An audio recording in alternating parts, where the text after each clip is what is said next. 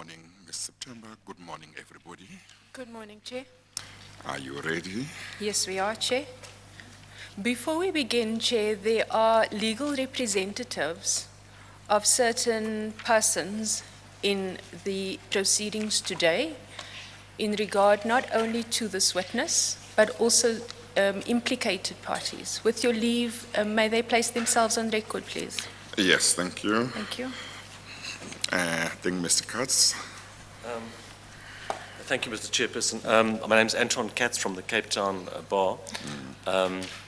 I'm instructed by Mr. B. Klulu and partners on behalf of Mr. Voyusile Kona, who is potentially an implicated person in respect of the witness that is going to be called today. Thank you, Chair. Thank you very much.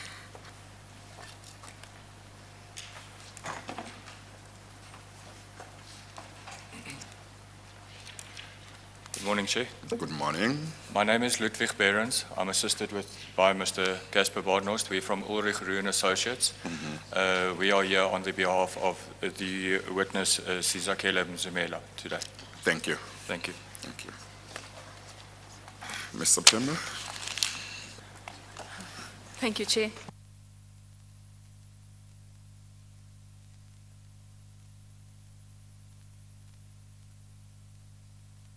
Chair, today we present the evidence of an ex-employee of South African Airways, who is currently an employee of South African Express. The evidence is primarily focused on governance at SAA, and she will take us through certain events that she experienced during her tenure at SAA in relation to aspects of governance. In doing so, the evidence that she presents is by and large confined to her term of office, which was 1 April 2010 until October of 2012. Parts of her evidence, Chair, certainly relates to evidence that has already been placed before this commission through the witnesses of, amongst others, or rather in particular, Ms. Faiki Mentor, Ms. Cheryl Carolus, and to a certain extent, Ms. Barbara Hogan. In that context, the evidence that this witness presents today augments evidence that has already been placed before this commission, alternatively just corroborates versions that have been placed before this commission. In so doing, the bundle before you, Chair, is marked, with your leave, DD 14. And with your permission, I'd just like to take you through what's contained in the bundle. The leverage file containing the statement or affidavit of Ms. Sizakele Mzimela will be marked Exhibit DD 14. Yes, you may go ahead. Thank you, Chair. Chair, before you, the bundle contains two parts. The first part is from pages 1 to 215, that is 215, and that is the sworn statement of this witness, in addition to the annexures that will be referred to today. As the sworn statement and annexures. It's the her sworn statement and the annexures to her statement. Yes. Okay, all Yes, right. Chair. Then, You said in addition to, so I was wondering whether her statement is 200 and something pages. no. Okay, right. That's the full bundle of her evidence. And then the second part of the bundle includes an affidavit by an advocate, Sandra Kutsia. That can be found from pages 216 to 229. Yes. Chair, Advocate Kutsia will not be giving evidence today at these proceedings. Or rather, will not be, Advocate Kutsia Okay, yes. will not be giving oral testimony at all. And the affidavit that appears in the bundle was actually only received yesterday. Notwithstanding that, the affidavit in a statement form and not deposed to before a commissioner of oaths does in fact form part of this witness's bundle as Annexure 6.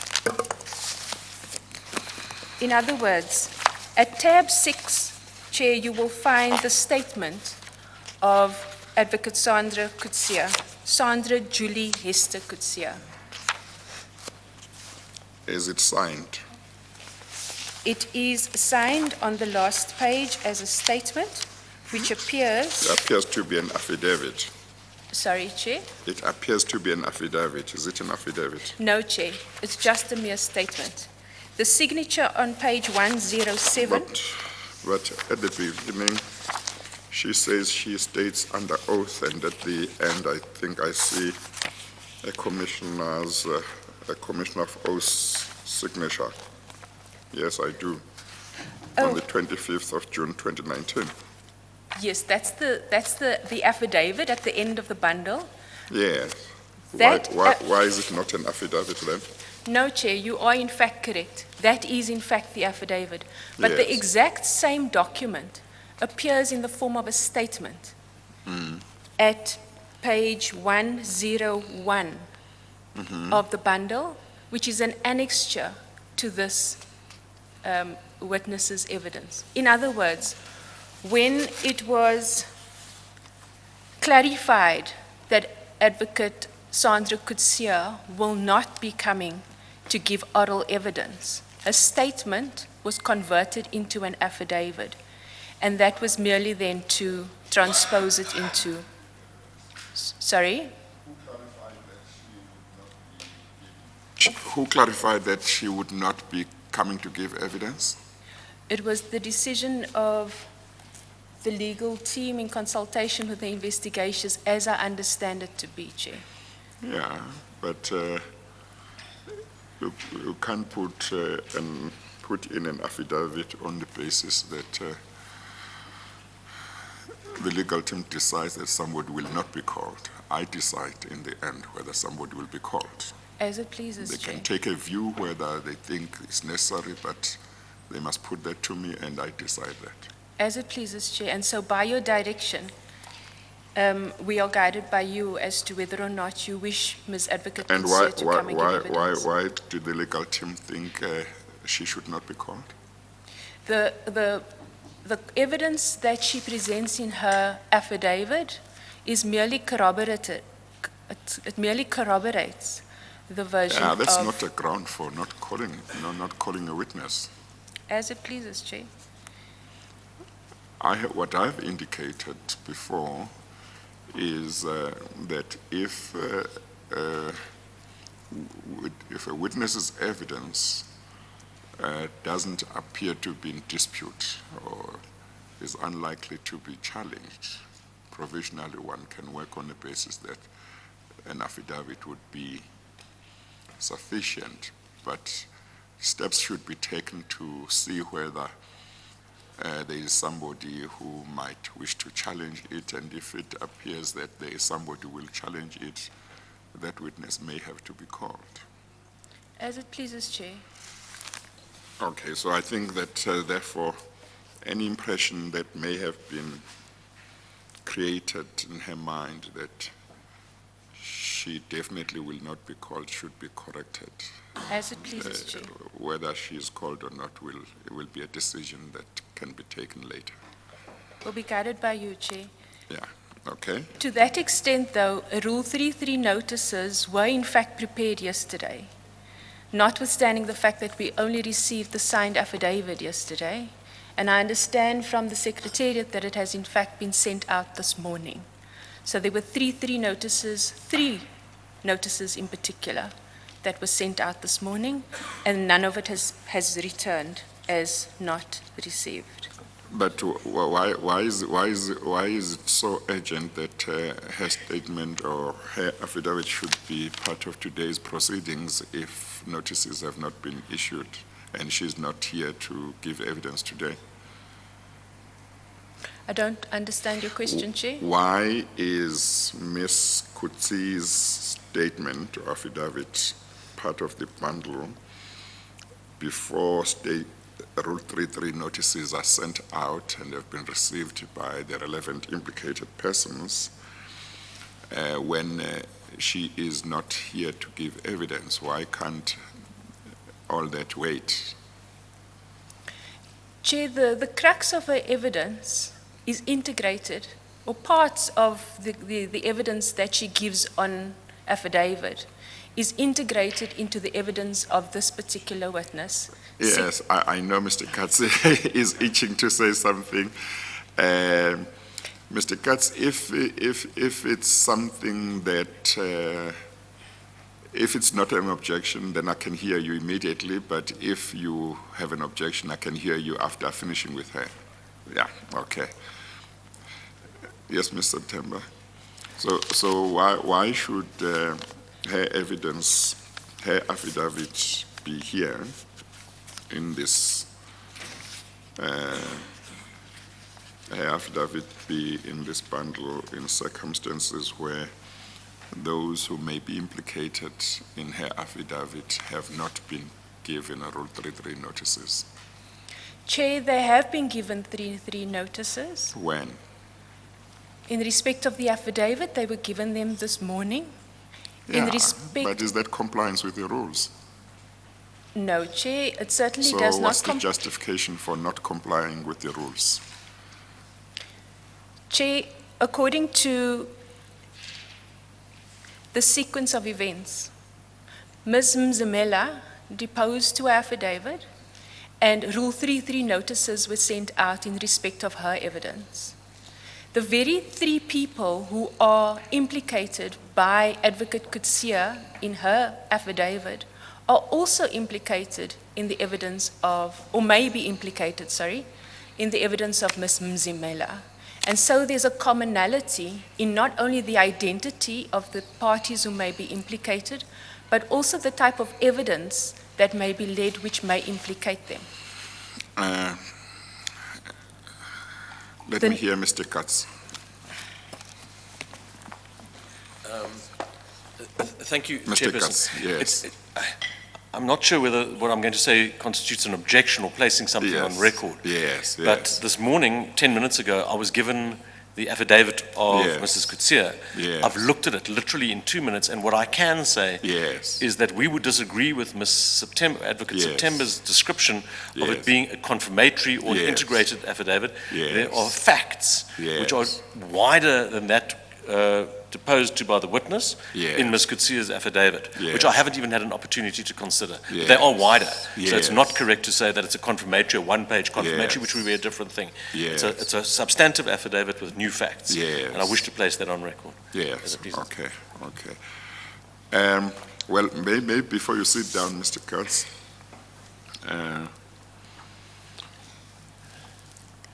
I'm concerned all the time that implicated persons should get proper notice. Sometimes it might not be as full a notice as the rules require, but then there must be proper justification.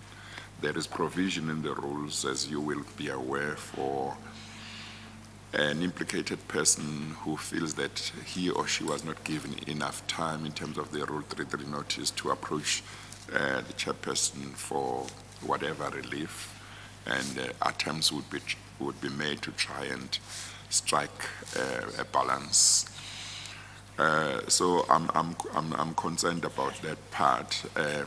I note that from your side, you haven't had enough time to look at the affidavit, and probably that explains why you are not sure whether to put it as an objection, but you just want to place on record that the affidavit appears to go beyond what this witness has said. Yes. And I suppose I'd want an opportunity to consult Yes. with my client as to whether the Yes. factual allegations made by the Yes. Codeshare affidavit are correct. And if they're not Yes. correct, then I would Yes. Yes. advise him as to what options are Yes. available. Then I'd Yes. approach the Commission accordingly. Yes. But at this stage, it would be Yeah. unfair for me to Yes. suggest anything other than, Yeah. as far as this witness is concerned, that her evidence includes the affidavit of Codeshare at this stage. Yes, yes. So we would, I suppose, Yeah. prima facie, we would ask the chairperson to rule that the evidence of Coetzee is not to be considered as part of the record of the commission until such time as my client has an opportunity to consider it and make a decision as to whether he wishes to place any evidence before the commission, cross-examine, but certainly not through this witness. Yes, maybe one of the ways of dealing with it would be to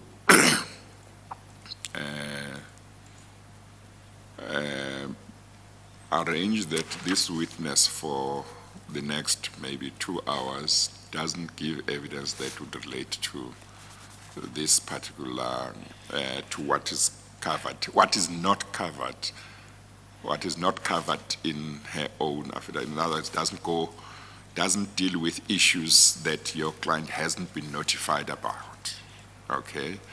Maybe she wasn't going to do so because this affidavit, those matters maybe fall outside of her knowledge, and they fall within the knowledge of Ms. Coetzee only. That would be So my maybe, maybe if she were to just focus on what is in her affidavit, because your client has had notice of that, Yes.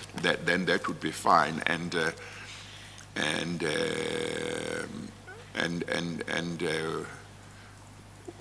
either later, maybe about tea break, you might have had a chance to properly look at Ms. Coetzee's affidavit. You might have had a chance to speak on the phone with your client. And at that stage, maybe we talk again and see where we go. I Is think that all right? That might, we can't have For an now, objection to that yes, process. yes, That yeah. seems to me. So let me make no decision now, but let's do that. Other than that, Ms. Mzimela must be led only in regard to what's in her affidavit. Yes. The other aspect is, I suppose also, just thinking aloud, it would also, my client's attitude might also depend on the Commission's ruling as to whether Coetzee is to give evidence or not. Yes, Because if the yes. affidavit goes in Yes. without her giving evidence, we would have no opportunity to Yes, cross-examine. yes, We might yes. have a particular stance, which would be to make an Yes, affidavit. If yes. Coetzee is going to give evidence, we might wish to Yes. cross-examine, but that would Yes. depend on the Commission's ruling. So those are the kinds of dynamics that are at play. No, that's one. I think you can take it that my approach would be that if a witness's evidence appears to be controversial or in dispute, as far as possible, they should come and give evidence. I'm not even in a position to say whether my client Yes, disputes what's yes. in the Coetzee. So I'm just saying, to Yes. the extent that that might help you in understanding what is likely to happen, I just make that statement known. Thank you, Chair. But at a certain stage, then a decision can be taken. I haven't read the affidavit of Ms. Coetzee. I've read Ms. Mzimela's affidavit, so I also don't haven't know read what it. it says. Yeah. We're in the same boat, Mr. Chair. Yeah. As a- Okay, all right. Thank So you will proceed on the basis that Ms. Mzimela will give evidence in accordance with her affidavit, and after tea, we will revisit the matter after you have had a chance to read the Ms. Coetzee's affidavit. Thank you, Chair. Okay, thank you. Ms. September? Good day. That's what I intend doing. Is that fine with you? Chair, while we are obviously guided by your direction and your Yeah. decision on this particular matter, I wish Yeah. to place the following on record. Yeah. And that is to ensure that there's an accuracy of the steps that have been taken insofar as the Rule 33 notices are concerned. Yes, but those Rule 33 notices, as far as I understand from you in regard to Ms. Coetzee, were only taken either this morning or yesterday. Chair, the submissions that I'd like to put on record are specifically to that which my learned colleague has presented here today. And so insofar as what is mentioned, I'd like the following. He said they don't agree with you that Ms. Coetzee's affidavit is simply corroborative of Ms. Mzimela's affidavit. He said it goes beyond that. At least that's the impression he has got after reading it for a very short time. He hasn't had time to look at it in more detail. And I certainly do note the submissions that he makes, but with your leave, I'd Yes. just like to clarify something, Chair. Chair, in regard to my learned colleague's client in particular, Mr. Corner, he had received Rule 33 notices in respect of both this witness, Ms. Mzimela, and that was sent to him timelessly on the 12th of June. Ms. Mzimela's one is not, as far as I understand, is not in dispute. It's Ms. Kutsi's one. If I may just clarify if you... Yes. So, Mr. Corner had received the Rule 3 notice in respect of Ms. Mzimela's evidence on the 12th of June, 2019, which is a timeless sending of that notice. Having said that, that notice included a copy of the statement of Ms. Sandra Kutsia, and that statement forms part of the bundle of Ms. Mzimela. Was it signed? Yes, Chair. Is it The identical statement to this? Yes, Chair. It's Okay. exactly the same document. The only difference between Annexure 6 to Ms. Mzimela's affidavit and the affidavit which was signed off yesterday is that the one was deposed to before a Commissioner of Oaths. The one is an And the affidavit. other one The other one wasn't. is a statement. Correct. So Okay. insofar as knowledge of what is contained in the Rule Yes. 3 notice is Yes. concerned, I find it very hard to believe that there cannot be any knowledge of Well, what you is are- you are- contained in You are telling me affidavit? that part for the first time. You should have told me before Mr. Katz stood up to say, although this affidavit of Ms. Kutsi has not been sent to, is it Mr. Corner? It's been sent And- twice. No, the name of the person. of Mr. the- Corner, yes? Yes. You should have said, although this affidavit has not been sent to him, a statement that was not an affidavit, that is exactly identical, was sent to him together with Ms. Mzimela's affidavit. That's what you should have said. I ought to have been clearer. That may give a different, color to the whole matter. But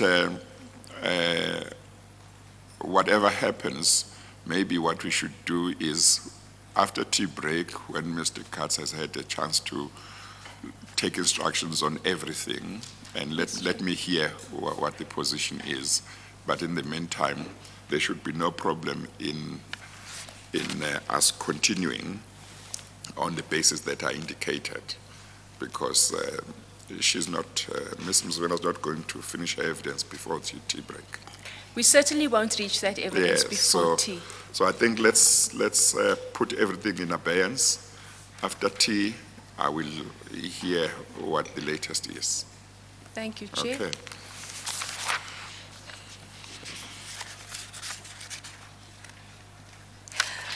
One other thing to just bring to the attention of the Commission, Chair, is that we have certainly received we've received information that two of the parties who are implicated in this in the evidence of Ms. Mzimela may bring an application at some later stage.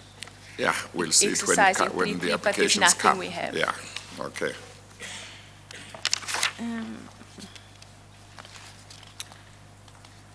And so with your leave, can the oath please be administered? Yes, please administer the oath or affirmation.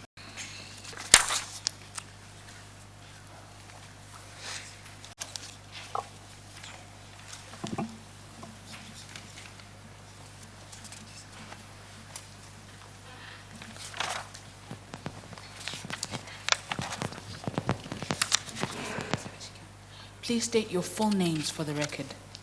Sizakele Mzimela. Do you have any objections to taking the prescribed oath? No. Do you consider the oath to be binding on your conscience? Yes. Do you solemnly swear that all the evidence that you will give will be the truth, the whole truth, and nothing but the truth? If so, please raise your right hand and say, "So help me God." So help me God. Thank you. Thank you. Thank you, Chair. You may proceed. Ms. Mzimela, before you, you have a bundle, and that is marked DD14. Can I ask you to turn to page 1, please? Do you recognize this document? Yes, I do. What is it? It is a document that I prepared Yes. for submission to the State Capture Commission. Can I ask you to bring the mic a little bit closer, please? It's soft. Yes, your voice was soft. Maybe you might need to raise it, but maybe now that the mic is closer, it might not be necessary. So let's see. Okay, Thank all you. right. Can I ask Now- you, sorry? I was confirming, Chair, that I am familiar with the document in front of me as the affidavit that I actually provided. Thank you. Can I ask you to turn to page 37, please?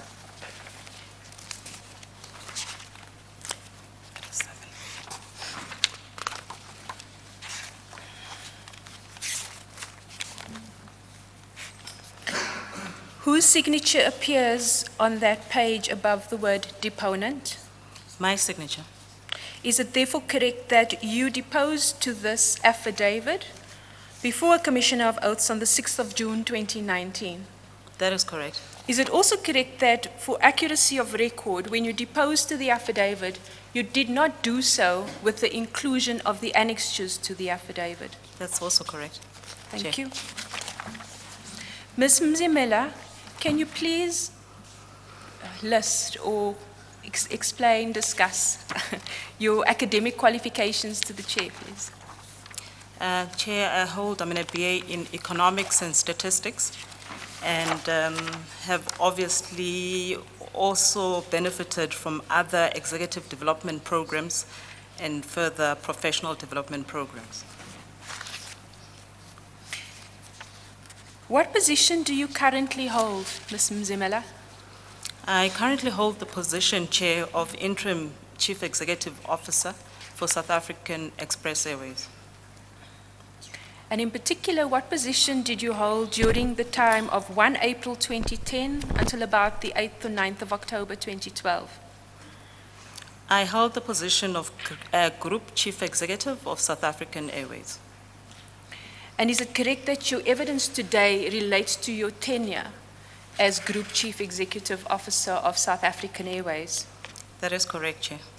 On page 2, you give a listing of your employment history. Can I ask you to please take us through your employment history with a particular focus on any roles in which governance played a dominant aspect? Without going into every single position. Yes, there are Yes, very many. indeed. Just those that you consider important in the context of governance. Indeed, Chair. So firstly, I do have over 22 years in aviation, as most of my time has actually been spent in the aviation space. I've also been in a position as Executive Vice President, so in terms of the executive positions, Executive Vice President of Global Sales and Voyager, and also as Executive Vice President of Global Passenger Services. And post that, I was Chief Executive Officer for SA Express during 2003 up to March 2010, at which point I then moved across to SAA as Group Chief Executive of SAA, and I was there until 2012. After I left SAA, I was Chief Executive and Executive Chair of Blue Crane until I returned into the SOC as part of the Ministerial Task Team in June 2018 when SA Express was grounded. And as of the 1st of August 2018, I'm now the interim CEO of SA Express. So by and large, the roles that you have had during your employment history included many roles in executive positions, very senior managerial positions. Is that right? That is correct. And I did also have the benefit of being a non-executive director on various other entities, boards. So through your experience in your employment history at the very least, you have a good understanding, or you are required and were required to have a good understanding of governance principles. That is correct, Chair. It was also something that was emphasized by the then board of South African Airways, even as part of the interviewing process in joining SAA as Group Chief Executive. Thank you. And now if we can just look quickly to SAA, being South African Airways, as an organization, and in particular, the framework under which it operates. Are you familiar with the framework under which SAA operates? Yes, I am, Chair. And is it then correct that, like all persons in South Africa, which is obliged to observe and uphold the constitutional principles of the Constitution of the Republic of South Africa, SAA also subscribes to principles of the South African Airways Act, the Public Finance Management Act, and applicable Treasury regulations, and it also subscribes to the King Report on Governance. That is correct, Chair. Is there any other aspect or principles that you are aware of which may augment this framework? In this regard, obviously within SAA, there are various documents that existed, such as the MOI, the Significance and Materiality Framework, and the Shareholders' Compact and the Corporate Plan. Thank you. Before we look at those documents in a bit more detail, or rather before you share your evidence in relation to that, as a national public entity, it subscribes to the principles of the Public Finance Management Act, correct? That's correct. And Chair, we know that the object of that act is to secure transparency, accountability, and sound management of the revenue, expenditure, assets, and liabilities of the institution. We also know that through the Public Finance Management Act, that funding is from the National Revenue Fund, which I understand to be the government purse. In so doing, who does SAA account to? SAA accounts to the shareholder representative, which in my case at that time and still is today was the Department of Public Enterprises. And is it correct that it accounts to the shareholder through the cabinet member that has been appointed for the particular portfolio under which SAA falls? Sorry, could you please repeat that? No problem. Yeah. Is it correct that SAA would account to Parliament, through the cabinet member under whose portfolio SAA falls? That is correct. So during your tenure as Group Chief... Well, is that accurate? The true part, is it accurate? Isn't the position that both SAA management and the SAA board could be called by the relevant portfolio committee to Parliament and to account, quite apart from whatever obligations the relevant minister might have had or might have? That is also correct, Chair. Yes. Indeed, we can the board or the management is often called Yes. directly, by Parliament. Yes. I understood the question to be more who is the representative of Yes. government and who liaises with Yes. government between the entity and No, Parliament. I understand maybe the question might have wanted that, but the true part was, I think, what I was concerned about, because it could create a wrong impression. Yes. I'm indebted to you for the clarity, Chair. During your tenure as Group Chief Executive Officer of SAA, under which department did SAA fall? SAA fell under the Department of Public Enterprises. And so the responsible minister would have been the Minister of the Public Enterprises. That is correct, Chair. And during your office of April 2010 until October 2012, who were the ministers under whom you served? So, Chair, Okay. Yeah, so she didn't serve under a minister. She didn't serve under a My minister. bad choice of word. I think the question is, who was the Minister of Public That was Enterprises? at the time. Yes, indeed. So thank you, Chair. When I initially joined SAA, the Minister of Public Enterprises was Ms. Barbara Hogan. But by the time I left in 2012, the Minister was Mr. Malusi Gigaba. Thank you. So the then Minister Malusi Gigaba, and who was there at the time when you left, do you recall when he took office? Chair, I wouldn't recall the exact date, but I think it would be around November 2010, if I'm correct. Well, I've had evidence by other witnesses that Ms. Barbara Hogan was dismissed as minister at the end of October 2010. That's I think correct. 2010, and that Minister Gigaba was appointed as her successor. So he would have started in November 2010. Yeah. That's correct. Thank you. Now, to look particularly to governance principles, the implementation of governance. What is your understanding of good corporate governance based on your experience and knowledge acquired over the years?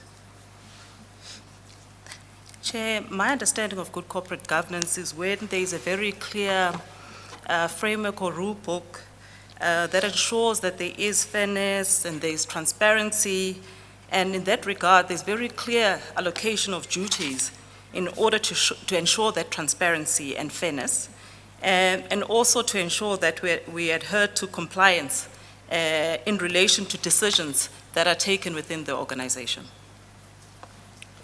Thank you.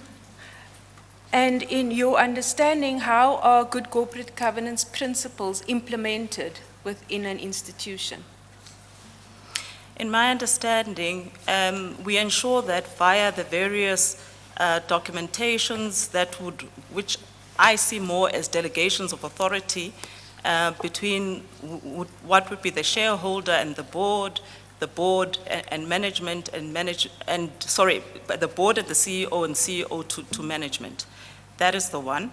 But also, it's ensuring that within the organization itself, that there's very clear distinction in terms of what is the board responsible for, and how do we actually ensure that when decisions are taken, they go through the correct processes, which in the case of SAA at the time, there were various subcommittees that had actually been formed to process some of that work through to the board.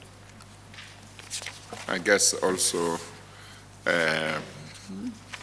what the shareholder representative can do or can't do would fall under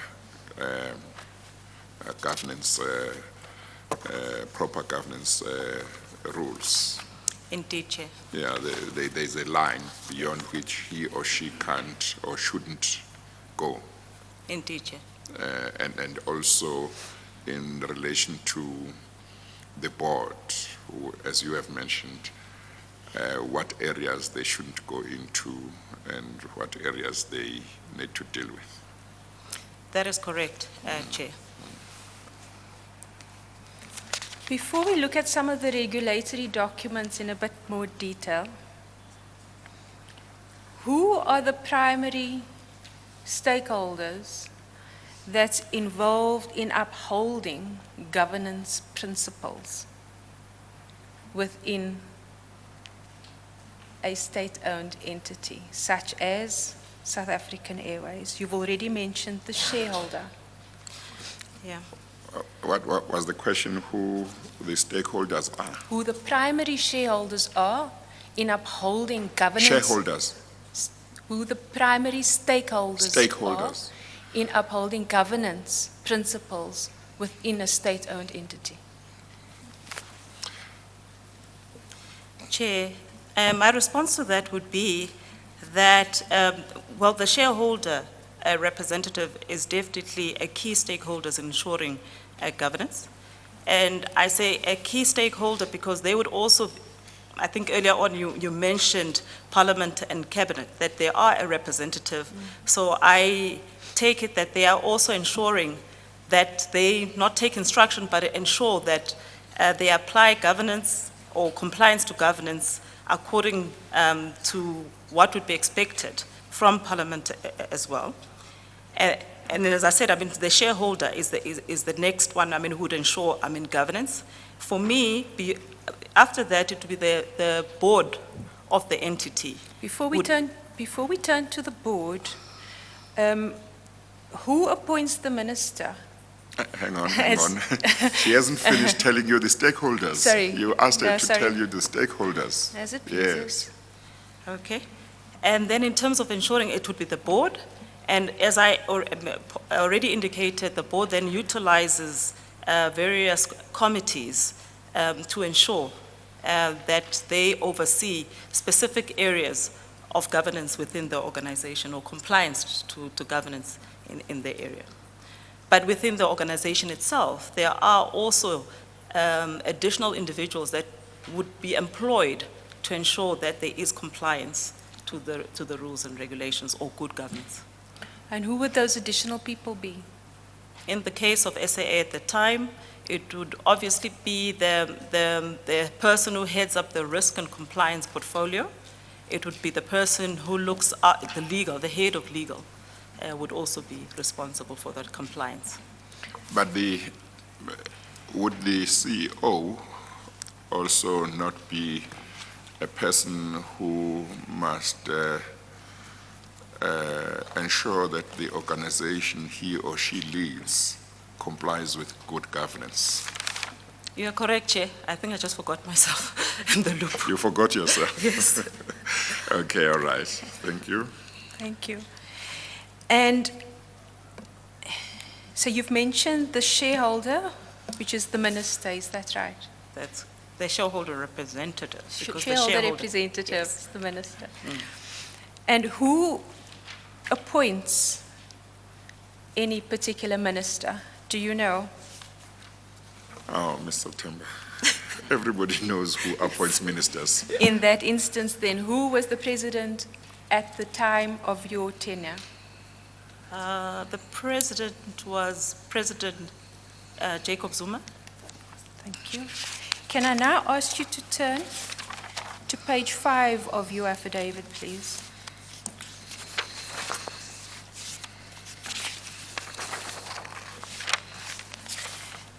Chair, the diagram on this page is really small, and so we have in fact included on the next page a bigger Okay.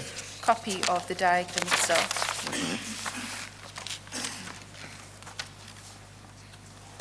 What does this diagram represent, Mr. Mzimela?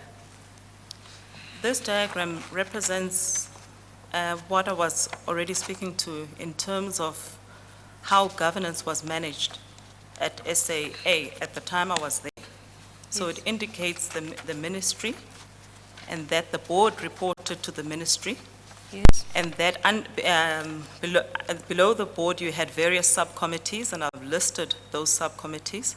Is the company secretary put at the right place in that diagram In terms of the company in terms secretary. of the hierarchy? Yes. So the Oh. company secretary reported to the board and should have probably been below the board, Yes, that's but what I'm was talking about. placed there in order to also indicate that some of the correspondence to the ministry would go through the company secretariat office in order to ensure compliance. But that shouldn't be a reason for her to be, or him to be above the board in the diagram. You are correct, Chair. Yes. Okay, it's just that it's important because as I understand it, the diagram is supposed to show the structures as well as stroke officers, officials, as well as the hierarchy. That's my understanding. So when I see the company secretary where being between the board and the ministry, it seemed unusual to me. But you say my thinking's right. Your thinking is correct, Chair. Yes, okay, thank you. I interrupted you. You may proceed. Please proceed. And then there's the subcommittees, and you would then see that it was a group CEO. And because it was the group CEO, I then indicate the areas that actually fell under the group CEO, which were the CEO at the time, which was CEO of SATC, which is South African Travel Center, the CEO of Mango, the CEO of Airchefs, and the CEO of SA Technical. And then those were subsidiaries of SAA. And then the next layer indicates, and it's not the next layer because they're more or less at the same level as the CEOs, the difference being that the others are called CEOs because they're CEOs of subsidiaries.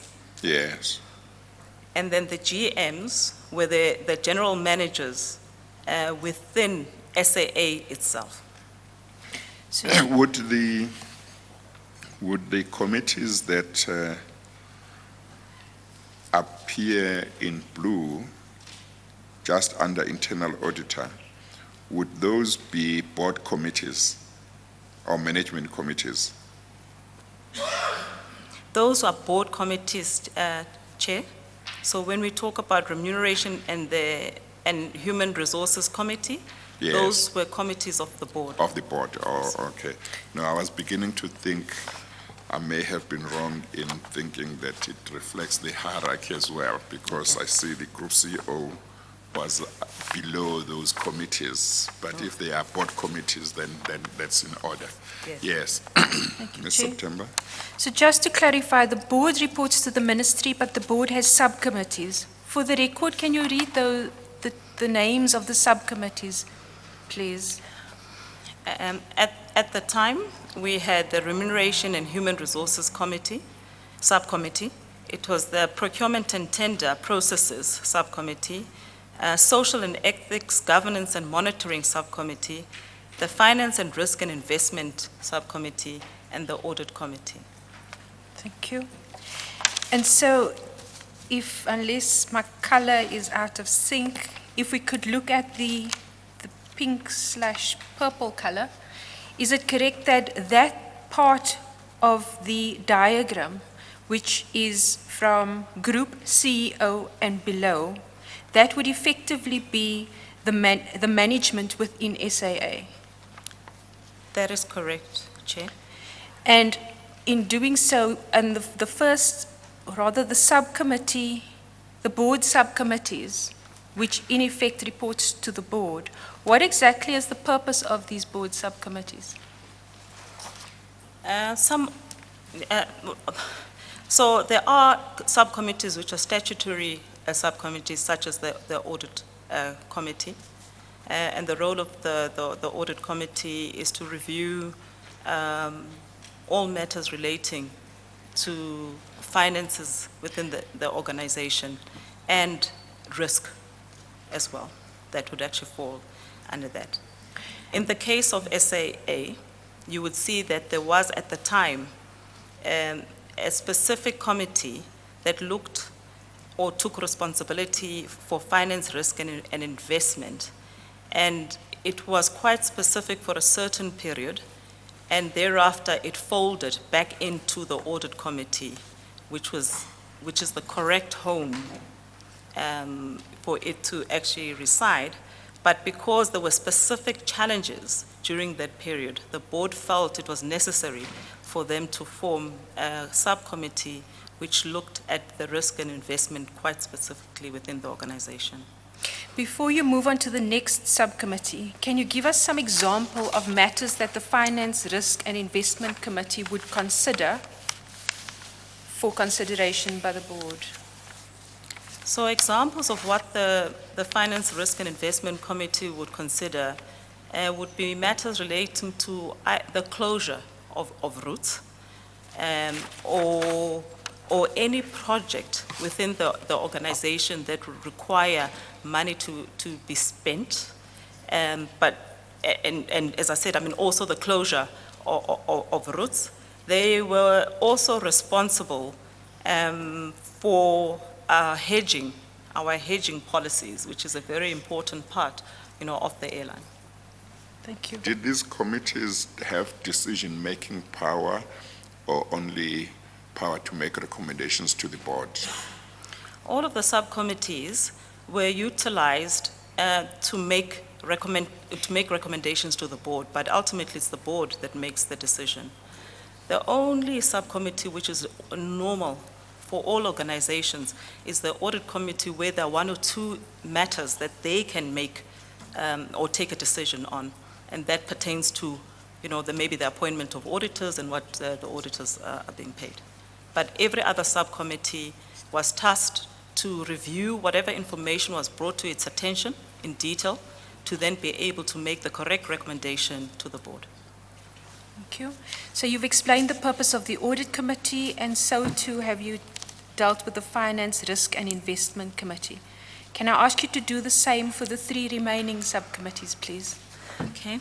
The Social Ethics, Governance and Monitoring Committee would actually be a committee that ensures that the organization manages its work in an ethical manner. And not only that, that it also looks at other matters which may not be financial, but are important to the organization, such as whether we have the correct policies in place for a key stakeholder, such as our employees, and making sure that they're safe in the workplace, and they're safe and secure, in the workplace, just as an example of some of the work that would be undertaken in the social and ethics. To that extent, would there be some overlap between the work of that committee and the work of the Remuneration and Human Resources Committee? Chair, Or what normally not happens, really? yes. When you look at remuneration and human resources, their function would be to look at how we pay our employees within the organization.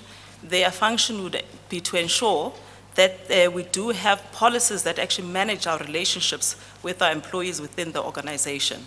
The difference between, and yes, there is some bit of overlap in some instances between that subcommittee and the Social and Ethics Committee. But the Social and Ethics Committee would be looking at it in terms of maybe ensuring that all of these policies are in place and that the organization is doing the right things as it pertains to its employees.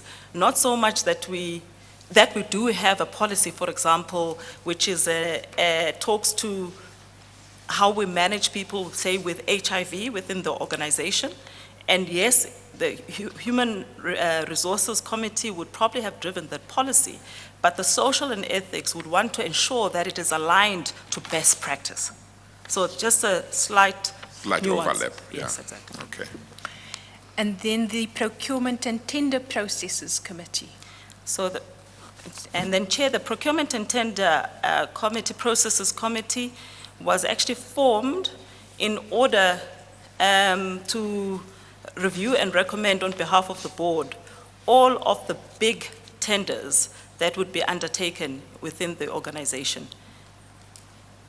I guess between that committee, the work of that committee and the work of the Social and Ethics and Governance and Monitoring Committee, there could be some overlap in terms of particular governance and tenders.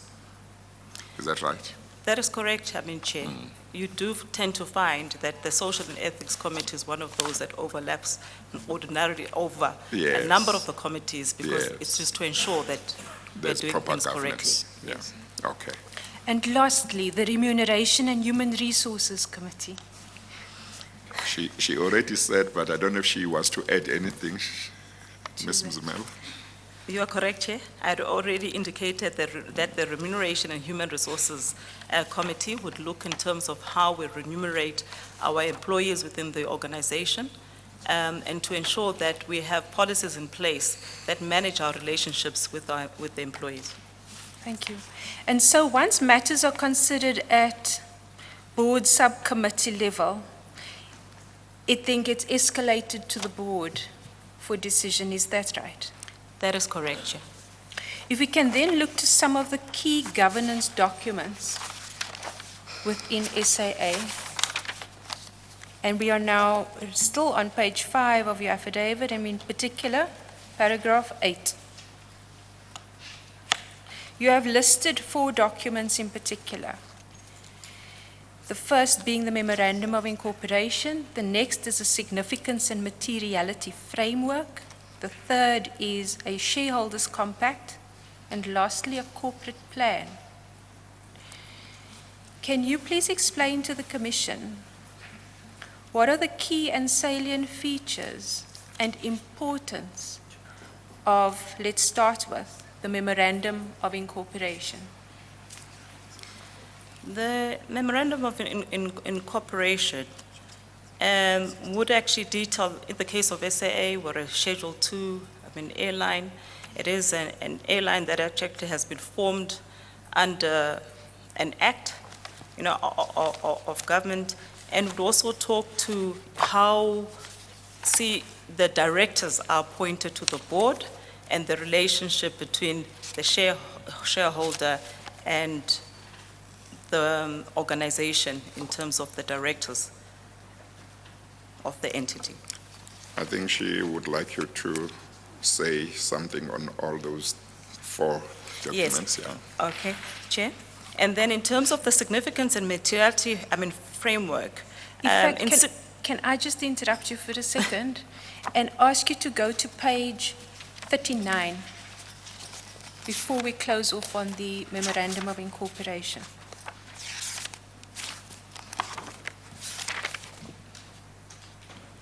What is this document which appears before you? It is the Articles of Association Thank you. For SAA. for South African Airways, that's correct. Yes, Chair. And in line with the evidence that has been given, Chair, directors and its provisions relating to directors are regulated at paragraph 21, which is on page 63. Well, don't you want her to finish first saying something on each one of them, and then if you want to go to more aspects on each one, then you can do that? Guided by you, Chair. Yes. In that instance, please go back then to explain the significance and materiality framework. The significance and materiality framework, in simple terms, I would describe it as a delegation of authority from the shareholder representative to the board, because what it would actually contain are those matters that, most importantly, the matters that need to be referred to the shareholder representative, which in this case was the Department of Public Enterprises. But because obviously this is a state entity, there was also the requirement in most instances for a concurrence with the Minister of Finance as well on some of those decisions that are contained there. So it was quite specific about those matters that needed to be escalated to the shareholder. It's an unusual title or name for the document, Significance and Materiality Framework, as opposed to Delegation of Authority, which appears to be quite common with a lot of parastatals. Is there any significance on the different naming or not really? I wouldn't know. No, not that you know I wouldn't of. know, Yeah. Chair, but that is Okay. what it was actually called. Okay, but you say it's, for all intents and purposes, it serves the purpose of A delegation of authority. Indeed. Okay. Chair, I can place on record that the significance and materiality framework is in fact a compliance requirement under the Public Finance Management Act. Oh, okay. In specific section And it's termed 54(2). like that? Sorry? And it's termed like that? It's not. For some other strange reason, it's broken up into 2 parts. Yeah, okay. It's compliance with section 54(2) and 55(2) of the PFMA. Okay, all right. Thank you. Please proceed, Ms. Mzimela.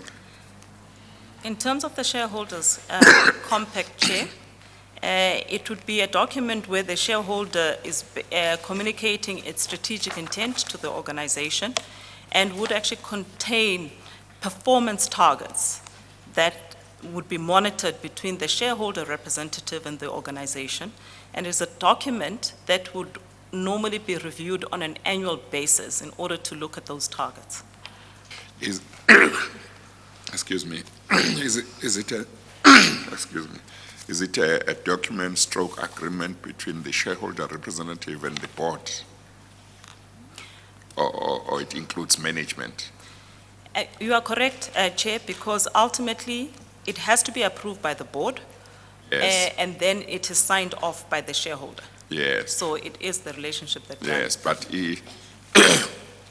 it obviously, it places, it contains, to say the least, expectations Yes. by the shareholder and maybe the board of, among other things, management's performance, what they should pursue, what objectives, what priorities they should pursue. That is correct, Chair. And that is why that even in developing the shareholders' compact, management would be involved Would in be terms fully of involved. providing, Yes, yes. providing the necessary information to them. Okay. So is it then understood, if I understand your evidence correctly, that it's almost driven from the bottom up, if we could use that terminology, in that the performance indicators for the company is determined and decided by management first? And maybe just a correction that it's not so much about, it would be driven from internal, in terms of those performance indicators that pertain specifically to the financial type, indicators, because management would say this is what we plan to actually deliver.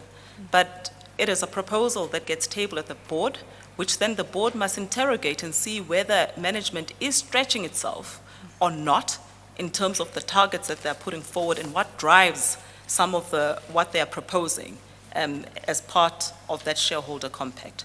Once the board is actually satisfied with having interrogated, so the board would still have a right to go back to management and say, we're not comfortable with the following, we would want to change on the basis of whatever the case may be at that point in time. Likewise, once the board has actually approved that document and it is taken through to the shareholder equally has the opportunity to interrogate what is presented to them and can either accept or come back to the board to say we're not comfortable with the performance indicators that you have stipulated. Thank you for that clarity. On D, which is the corporate plan, this is a 3-year plan that seeks to actually project further than just the 1 year in terms of implementing or talking to how a strategy which has been approved would be implemented over the years. So it would actually contain, in the case of an airline, our focus areas from a route perspective, what are the routes that the airline would want to focus on and the reasons behind that. It would also contain what would be required by the organization in order to deliver on some of what would be stipulated in the corporate plan. And in there, what I'm talking about is either its financial support or the requirement to make changes to items such as the fleet, which is the aircraft that we utilize as airlines to generate revenue. But it's a forward-looking plan, a 3-year plan that talks to what needs to be done into the future. Thank you. Is it correct that the corporate plan is also a legislative requirement? Yes, it is, Chair. We are required to submit that to the shareholder. Chair, in fact, just for the record, it's regulated by Section 52 of the PFMA, in particular regard to Schedule 2 entities for which SAA is.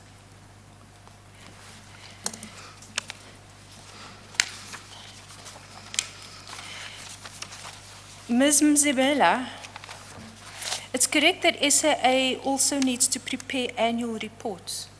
That is correct, Chair. What is the process in relation to the preparation of annual reports and its submission? So the reports would prepared internally within the organization. We do have, which is a responsibility, a finance department with the CFO driving the process on a day-to-day basis in the preparation of those annual financial statements. Once they have been, and they work very closely with internal audit. The reason why we have internal audit is that they need to work very closely as well with the finance department in the preparation of those annual financial statements to ensure that they actually meet or they're compliant in their nature. Once the financials have actually been concluded, they are then tabled. So obviously, I'm speaking specifically about the CFO, but I'm talking about the team overall, because once the CFO, who reports to the CEO, has finalized, those statements, then the CEO would then present those statements to the board. I'm sorry, Ms. Mzimela, probably both you and Ms. September realize that I seem like I want to say something. Yes. Please. Why do we need all of that? Chair, it's really just to set the landscape for the regulatory framework within which SAA operates, and to the extent of governance matters that are then addressed at a later stage. Well, I read Ms. Mzimela's statement. I don't recall anything that really would make that necessary. Is there something I've missed? How an annual report is processed? It's really more so the reporting structure that I was concerned about, which I thought may be relevant for purposes of the evidence. I want us But having said I that, want us to we'll get move to on. Ms. Mzimela's really important evidence as soon as possible. As it pleases. Some of the things were important to mention, but just reconsider some of the things. I think it seems to me that some that you have touched on were important, but I'm not sure about the need for the details about how an annual report gets processed. As it pleases, Chair, there's just two quick questions then on this aspect. Okay. The first is, were there delegations of authority in place, and did you implement any delegations of authority when you took office? Yes, Chair, there were delegations of authority. There was a delegation from the board to myself, and post that finalization of that delegation of authority, I then equally gave delegations to the next level within my team. Thank you. And then a last question on this point is, how did you communicate any financial and operational updates to the shareholders' representative? In the case of SAA at the time, firstly, obviously, there are periods where we need to actually provide an update on not just only the financial performance, but the overall performance of the organization in terms of quarterly reports that get provided to the shareholder representative. So that was the one. But in addition to that, because it so happened that it was the conditions of the guarantee that had been provided to SAA, there were also monthly monitoring meetings held between the shareholder representatives, being National Treasury and the DPE, with the team within SAA to provide those regular updates of performance. And so then on a monthly basis, the shareholders' representative would be well versed with what is happening at an operational level and at a financial level, born out of the government guarantees that were given to SAA. Is that right? So just for clarity, we've been using the term shareholder representative, and in my view, I'm talking about more the minister in that case.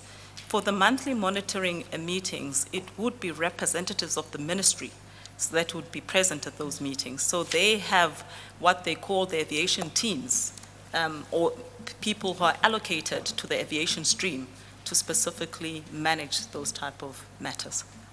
And my assumption would then be that they're doing it in order to feed back themselves through their own system.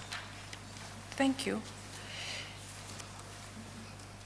Ms. Mzimela, when the then Minister Gigaba took office, did he take any issue with any of the regulatory documents that you've explained to this commission about?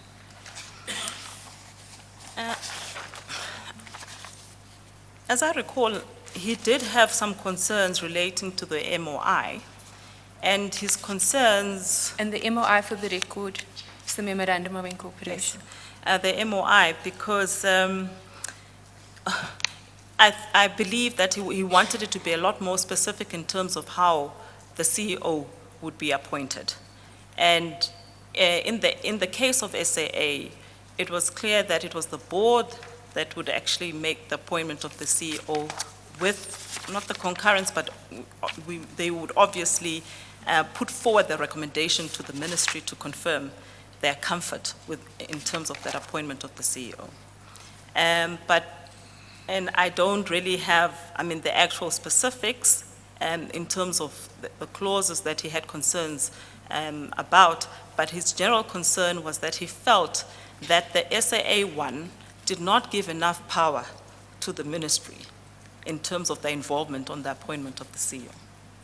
At that stage, the actual decision for the appointment of the CEO for SAA did it vest in the board? That's correct. And the board might consult the minister or have some discussion with him, but the final decision would vest with the board.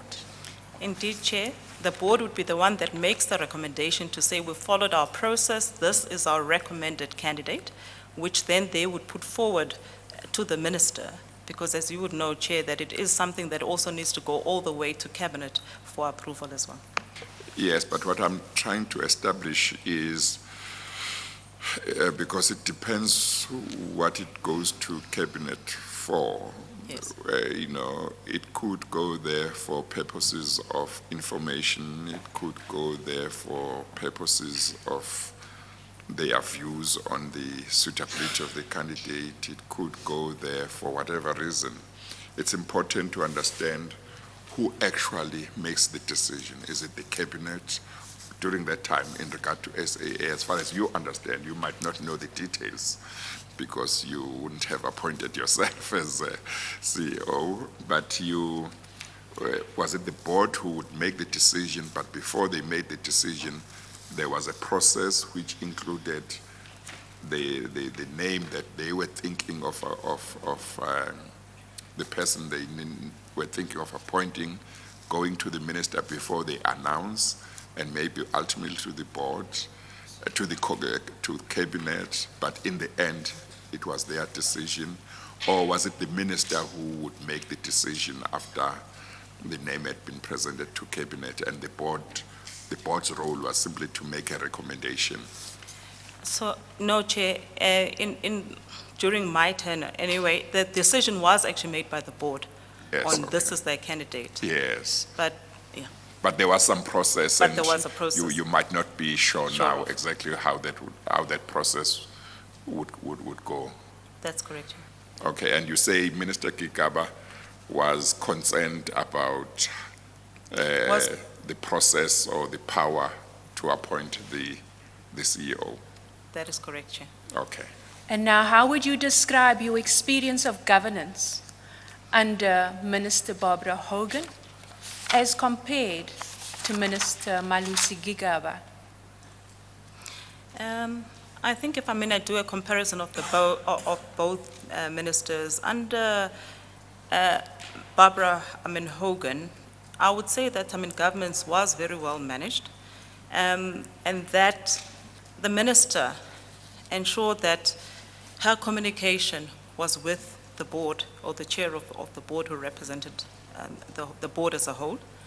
And the CEO's counterpart was the DG, the Director General within the public enterprises. And that, what I found, if I look at differences, is that Ms. Barbara Hogan, or the individuals under the ministry during Ms. Barbara Hogan, would ensure that any communication with the organization was formal written communication in all instances. So I would say that was actually managed quite well. We also knew of who the individuals were who would interact with the organization. So it was very clear, as I indicated, that the DG would contact the CEO if there was something that he or she actually needed to establish from the organization.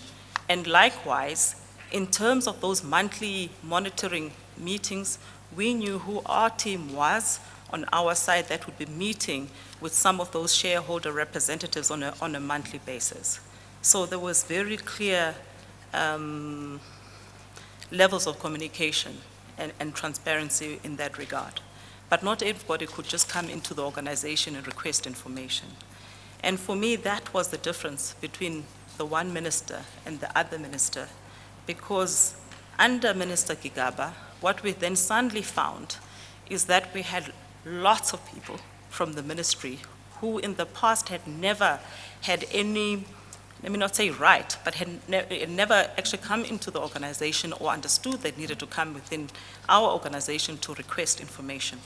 So things were beginning to fall through the cracks in terms of the management of information, the management of requests that were coming through from executives, not executives, but members of the ministry who in the past really had no relationship with the organization, which is, for me, was a breakdown in good governance.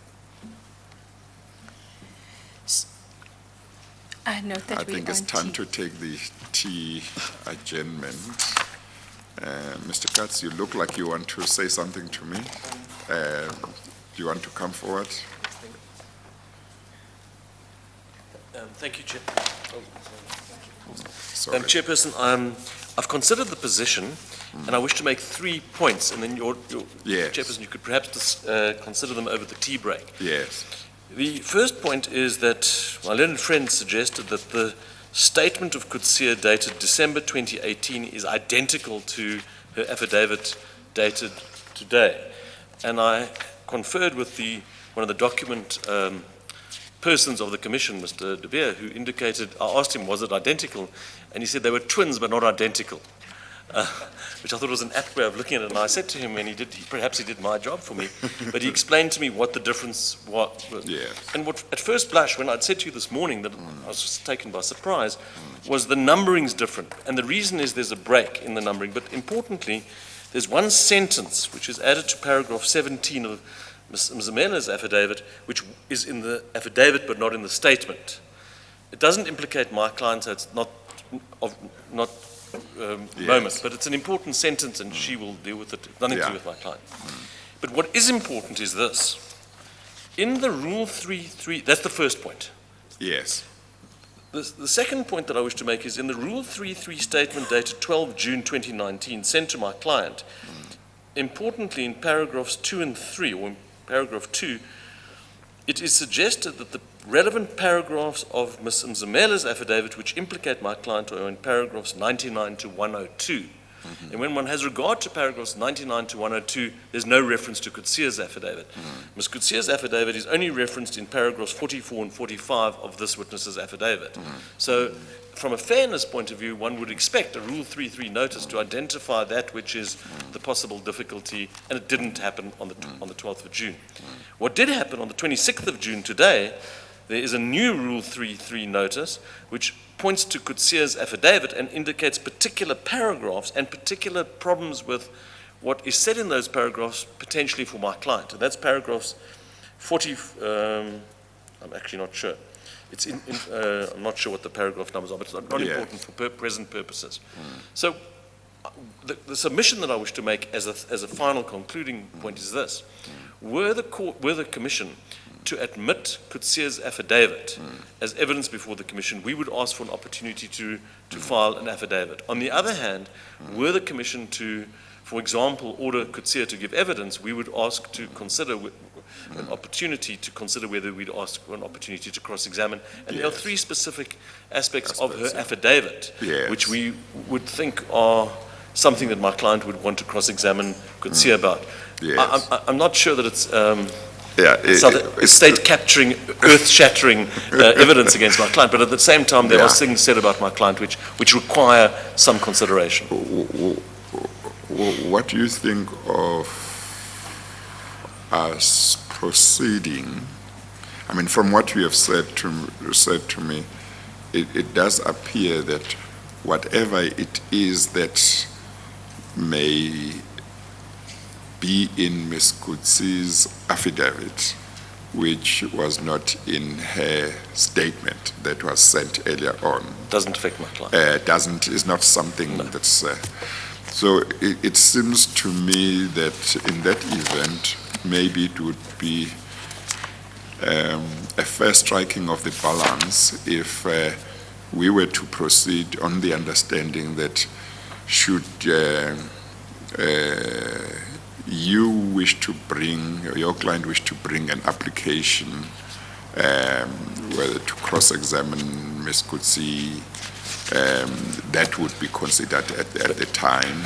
And as I say, I haven't read it, but Well, you see, if what you could do, if you, in the meantime, before you know whether Ms. Kutsi will be called or not, if you, in the meantime, or your client prepares a statement or affidavit responding to whatever he may wish to respond, that would help in seeing, is there a dispute, is there a serious dispute?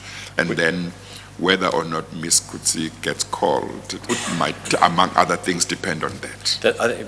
that would, in our submission, strike the balance. Yes, I yes. would want some time to do that, yes. to prepare the affidavit of my client dealing with Yes. Kutsia's affidavit. Yes. It would be a short affidavit by my client. No, that's but it fine. would still need to take on, there are three small facts which, Yes. and of No. course, this witness Yeah. plays There's no role problem. in respect of my client. Yes.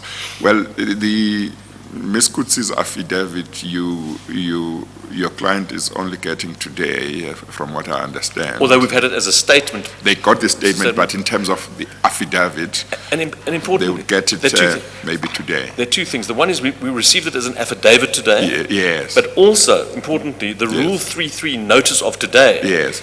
identifies the parts of Yes, Kutsia's affidavit yes. which it is suggested implicates our client. Yes, And I yes. want to focus on those aspects which we haven't had an opportunity Yes. to No, do. that's fine. I think you, in terms of the rules, you would have something like 14 days to file something if you want to, and that should be enough time. May I suggest, if you, today is, I think, Wednesday the 26th. Yes. If you imposed upon us a deadline of, say, next Friday, which is the 5th of, is it the 5th of That July? will give you not more than 14 days, isn't It's it? less than 14 days. Yeah. But I'm That's- going on holiday, I think, but That's I don't fine. That's fine. That's fine. So the Let's fifth- say you undertake to file an affidavit by Friday of next week. Friday of next week, which will Yes. be dealing with Which will effectively deal- what's contained in today's 3-3 Yes. notice. No, that's fine. That's fine. Thank you. And then, Yes. thank No, you, Chair. Thank you very much. Ms. September, I'm sure you have no problem with that. No, Chair. Yes. We'll take the tea adjournment now, and we'll resume at 22:12. Thank you, We Chair. adjourn.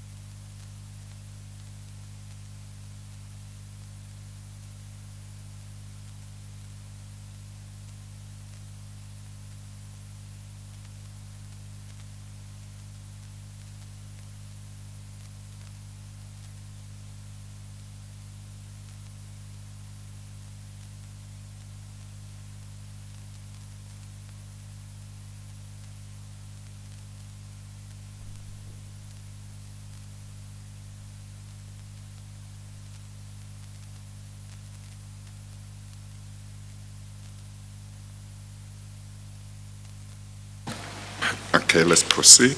Thank you. Ms. Mzimela, before the short adjournment, you were describing your experiences of governance under Minister Hogan as compared to Minister Gigaba.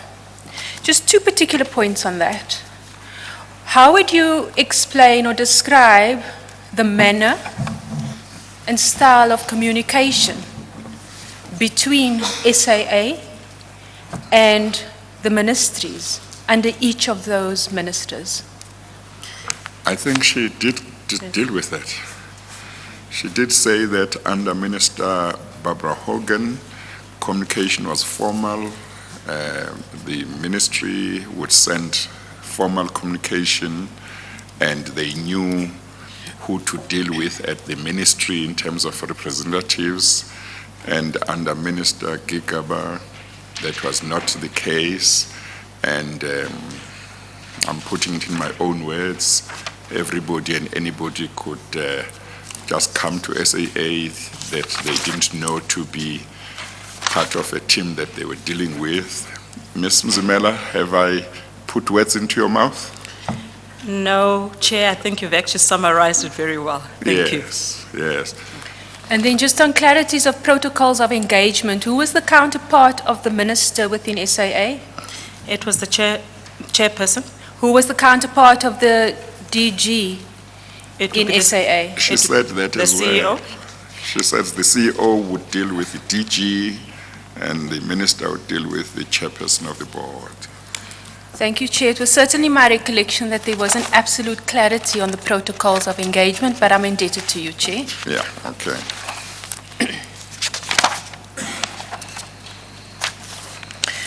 Ms. Mzimela, it is understood that SAA is a network carrier as compared to a local carrier. Is that right?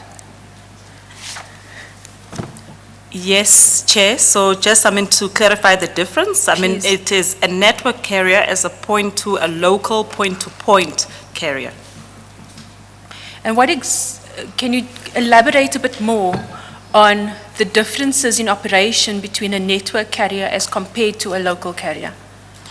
So a point-to-point carrier, and a typical example would be some of the low-cost carriers that we have in South Africa, where you are actually operating routes between Johannesburg and Cape Town or Johannesburg and Durban, and the passengers that are sitting on your aircraft actually originate from those destinations, being Johannesburg or Cape Town, Port Elizabeth, or whatever the point of entry would be.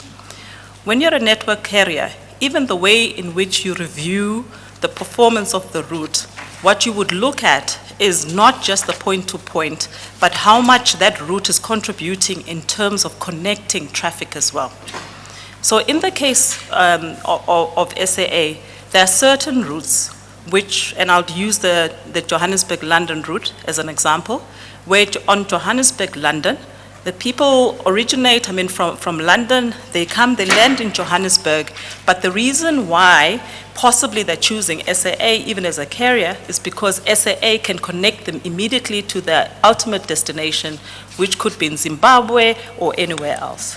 So when you're a network carrier, you're always trying to put together a system that allows that flexibility for passengers to connect as quickly as possible out of any of the hubs that you have. One route that you particularly deal with in your affidavit is called the Mumbai route. Yes. Can you please give a brief description of what this Mumbai route entailed? So Mumbai was a destination which SAA operated on, and at the time when I started, at SAA operated between Johannesburg and Mumbai, and they were the only operator on the route. Or rather, only direct operator on the route. So you first became aware of it when you took office in 2010? So when I took office in 2010, what I became aware of in relation to the Mumbai route are the issues that the board had concern over. Because I had been at SAA, I had been an executive vice president of global sales, so I was also quite familiar with all of the routes, because at some point I managed all of those routes, as well, under the global sales portfolio. But in coming back to SAA in 2010, what was brought to my attention was, from the board, was the level of discomfort pertaining to a recommendation that had been put in front of them to close the Mumbai route. And which board member approached you to have discussions informing you about the concerns on the Mumbai route? In my testimony, I refer to Mr. Teddy Daka, but I refer to him in the context of him reminding me or sharing with me what had actually transpired prior to my arrival at SAA and why there was discomfort. There was such a high level of discomfort in relation to that proposal. But in my capacity as the CEO of SAA, the matter was raised by the board with me to say, please, could you look at reviewing this recommendation and come back with the position, your position on how we should actually proceed with regard to this route. And What so- were the issues of concern to the board that you became aware of with regard to the Mumbai route when you became interim CEO? Correction, Chair, no, I was not interim. Oh, not interim. Yes. It's only now that you are interim Yes. CEO. At that time, you were CEO. That's correct, Chair. Okay, yes, thank Yes. you. The concerns, from the board, I think were mostly, well, from Mr. Daka sharing his experience, is that his concern was more in terms of the pressure that was being put on the board to make a very quick decision in relation to the termination of this route. So that's the first thing that made them uncomfortable. The second thing that made them uncomfortable is that although there was a proposal put in front of them that actually indicated that the route was not profitable, they questioned why that particular route was the one that was being given priority, because at that time, SAA had challenges on a number of the international routes. Now, you said that this one member of the board shared these concerns or issues with you, or shared with you concerns of the board. Yes. But you said subsequently the board raised its concerns with you as well. Is that correct? Or they just asked you to look into the issues? So the board, maybe let me just go back in terms of describing the sequence of events Yes. as it is set out in my affidavit. The board, with me taking over as CEO of SAA, they did ask me to say as one of the first things they would actually like me to review or look at the recommendation that had been put in front of them relating to the closure of Johannesburg, Mumbai.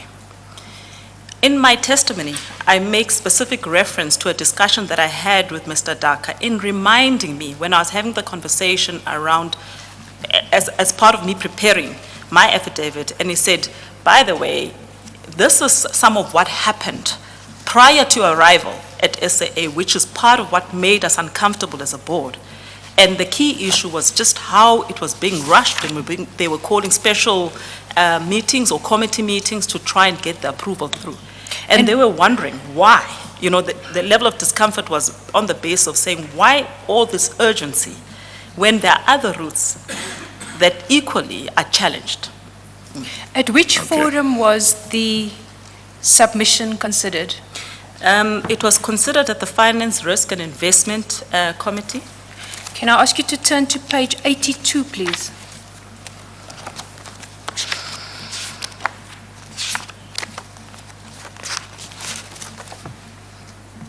Do you recognize this document? I do, Chair. If you turn to page, in fact, the document is under the heading of Finance, Risk and Investment Committee. It's 2 FRIC, being the acronym for the subcommittee, and it's from General Manager, Mergers and Acquisitions, and it's dated 13 February 2010, under subject title of Termination of Flights from Johannesburg to Mumbai. If I can ask you to turn to page 86, please. whose signature appears under the point 1 as the person who had compiled and recommended this document? It is the signature of Jan Blake. And what position did he hold? At that point, he was the General Manager of Mergers and Acquisitions. And at point 2, whose name and signature appears as indicated to have been approved by EXCO? It is the signature of Chris Smythe, who was the Acting Chief Executive Officer prior to my arrival. Thank you. And having considered this document, what are the salient features of this document that you can highlight to the Commission? I'm sorry, before that, was this document prepared and submitted to FRIC before your time? That is correct, Chair. So that's the document you were talking about when you said, when you arrived, you understood that a submission had been made relating to a recommendation for the cancellation of the route, Mumbai route. That's correct, Chair. Okay, and EXCO, I see that at page 86, it's indicated under 2, approved by EXCO, then Chris Smythe, Acting Chief Executive Officer. EXCO, I assume, would have been a number of people who were in the committee, or not, or what was the position? Yes, Chair. Ordinarily, if there's reference to EXCO, the implication is that it's all the executive committee members. I have agreed. Yes. Oh, so, okay, so so this approved by EXCO means it's not just approved by him, it's approved by that group of people. Is that how you understand it? I'm looking for your own understanding of what this is supposed to mean. Normally, documents will say approved, then the name of the person and his or her designation, then it means that is the person who has approved, and that person signs. Here it says approved by EXCO, then appears the name Chris Smythe, then Acting Chief Executive Officer, but there is no provision for any other member of EXCO to sign. So I'm wondering what your own understanding was when you saw it, or the knowledge that you gained subsequently about whether this represented that the group of people who formed EXCO had approved this. Maybe, Chair, if I could respond in the following manner. It is unusual, firstly, that he signs as an acting CEO and says approved by EXCO. Yes. Because the EXCO approval is normally documented in a separate forum, which is the EXCO meeting. Yes. If that matter had actually been discussed and Yes. signed off by Yes. EXCO. So that is the one. Yes. In terms of my subsequent knowledge in relation to how this actually came about, I do not believe that I can confirm that it was all EXCO that approved Yes. this document. Yes. There were 1 or 2 members of EXCO that had been involved in this process, but not as an EXCO team. As individuals? Yes. Yeah, okay, thank you. Thank you. So having considered the document, what, in your view, are the salient features and points of any concern arising from the document? Well, maybe let's start with, obviously you have read this document, you read it many years ago and you have refreshed your memory on it. Yes. Is that right? That's correct, Chair. It recommended the cancellation of the Mumbai route, is that correct? That's correct, Chair. What are the main reasons that it gave as to why the Mumbai route should be cancelled? The reasons that were provided as part of the recommendation was that the Mumbai route was a loss-making route, and that the team that was putting this proposal forward saw an opportunity, were highlighting that additionally they saw an opportunity that in cancelling the route, they would free up aircraft that would be utilized on other destinations. And the third point that they table as part of this document is that there is Jet Airways that is coming onto the route, and their motivation basically then is that SAA must cancel the route and rather purely codeshare on Jet Airways. And when you saw this recommendation or document for the first time, had the body to which it was addressed had the chance to deliberate on the recommendation already, or had it not yet? To my knowledge, Chair, they had already deliberated on Yes, that, yes. and indeed had also raised concerns which were tabled Yes. Okay. as part of the resolution. Okay, all right. Yes. Maybe you can deal with what you understood to their concerns were, and then you can give your own views of the proposal, what view you took of this recommendation. Yes, So, you go. Yeah, so, Chair, I mean, as indicated, what were their concerns, as I understand it, is that they were concerned that whilst it was true that Mumbai, from a point-to-point perspective, was making a loss, but they were concerned that it was not the worst performing route in the network. And they couldn't quite understand. That is now freak. That's Frick. Yeah. Yes. They couldn't understand why there was a recommendation to close off the route, given that it was not the only loss-making route, or the highest loss-making route. They were also concerned about the motivation being based on a codeshare agreement with Jet Airways, who had actually announced their intentions to start flights between South Africa and Mumbai, and raising the concerns from a timing perspective to say, why are you rushing prior to this carrier even coming onto the route before we can talk about the possibility of a potential codeshare with them? And they also raised questions around why only Jet Airways had actually been considered, and that were there no other opportunities to possibly, codeshare with other carriers as well. That is what I understood to be their concerns. And on that, can you go to page 88, which you may have been on already? Yes. And the evidence that you've just given then documents those 4 key points of concern. Is that right? That is correct, Chair. And at the end of the document, it informs the resolution that was taken. For the record, can you read that into the record, please? It reads as follows, that resolve that the submission be submitted to the SAA board for consideration, taking into account the concerns raised by Frick as indicated above. What did you then do, Ms. Mzimela?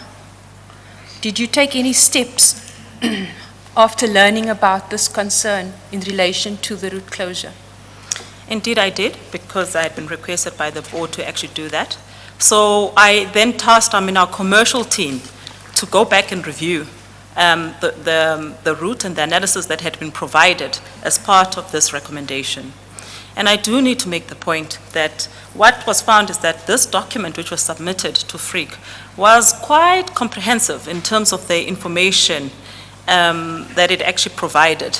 But it was also quite silent on other issues, which I think were quite critical for the board to make the decision. The document does talk about the fact that SAA is a network carrier. It talks about the fact that when you look at the performance, or at least it hints on that, when you look at the performance of a route, if you're a network carrier, it is important to also consider connecting traffic and also the cargo contribution of that route. But it is then silent, or rather, it also mentions how significant the connecting traffic was on the Johannesburg-Mumbai route, but then it's quite silent about, once you've added the connecting revenue and you've added the cargo revenue, what does the actual performance of Mumbai really look like? What markets did the Mumbai route allow SAA to access?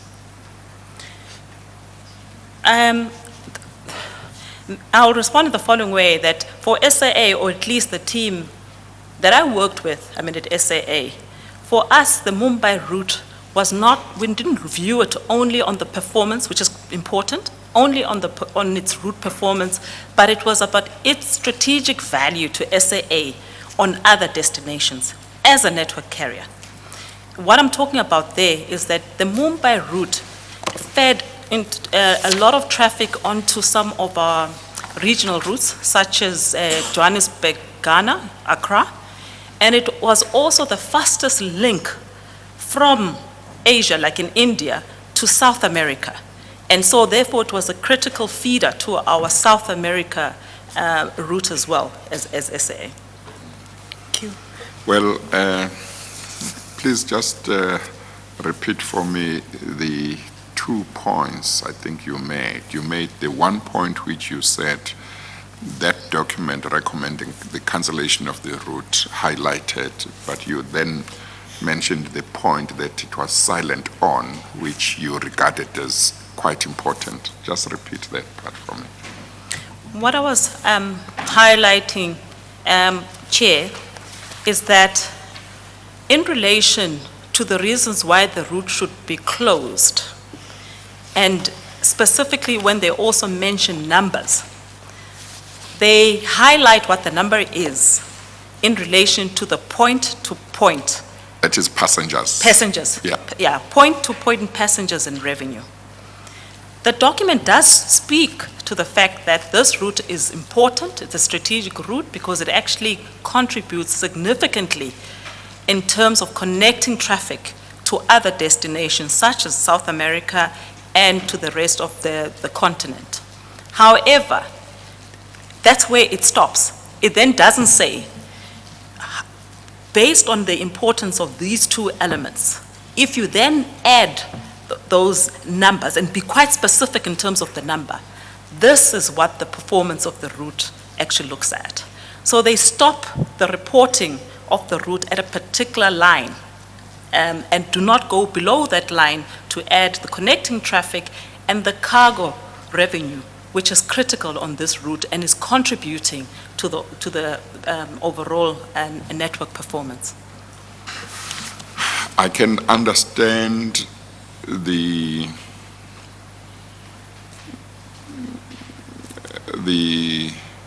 determination of what revenue is affected by low numbers in terms of passengers and by high numbers.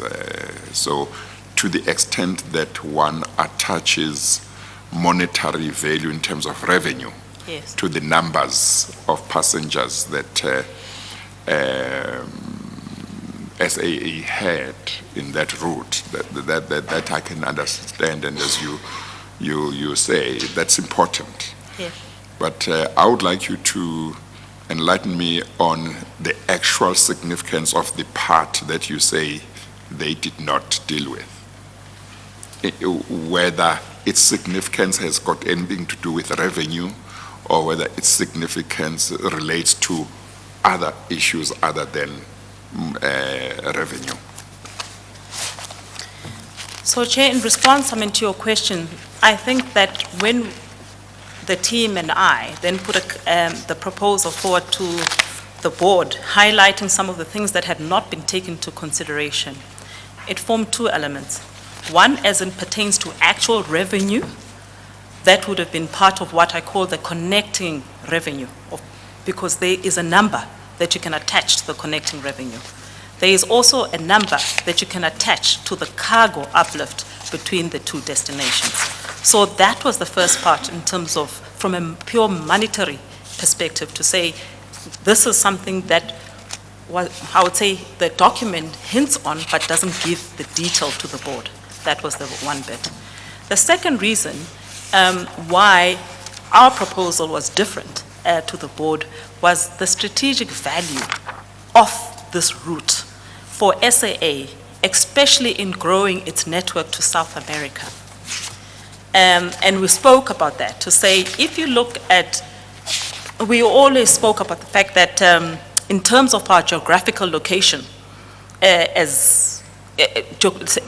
South Africa, for anybody coming out of most of the destinations in Asia, it's probably quicker for them to go via Europe, to go via other places before they get, to their final destination. But where we had the real strategic advantage was to be able to move people from, in this case, India, to South America, because it was the quickest way or the quickest route. So it was a strategic advantage, for SAA. Another element that we highlighted when we put forward a recommendation not to close the route was that there was one thing that had also been missed in the recommendation, which is the Indian carrier or any Indian carrier coming to South Africa would not only benefit from taking over passengers flying between Johannesburg and Mumbai, but very specifically because they had the ability, or they had been awarded what we call fifth freedom traffic rights, they would have been able to also pick up passengers from South Africa and take them to South America. Which then, our recommendation was that you cannot make a recommendation in isolation of the impact that it would have on other routes as well. And if you look at all of that in totality, it actually didn't make sense at all to actually be putting a recommendation to terminate the route. In terms of, does what you say suggest that in terms of their recommendation for the cancellation of the Mumbai route, when they talked about numbers of passengers, did they talk about passengers that come from South Africa and go to Mumbai, and from Mumbai and come back? Is that the revenue emanating from those passengers that they talked about, and neglected revenue that SAA got by way of passengers who may have come from other centers, but in the other places, but in the process to reach their destinations had to, in part, use SAA to Mumbai? You're correct. You're correct, Chair. That is the correct thing. That's the correct.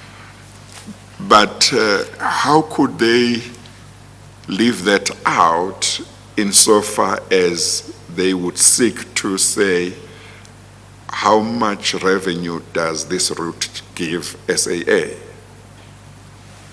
Or is that part of what your problem was? That is precisely what I had a problem with, or I and the team had a problem with. Yes. That if you read the document, they talk about the importance of those, but then they don't include it. They don't factor the revenue part that those passengers bring when they say this is the revenue that the route generates. That's correct, Chair. Yes. Okay. And you say it didn't make sense to leave that out. That's correct, Chair. Okay, thank you. Thank you. So through the discussion, through the submission, Or maybe let's round this aspect off.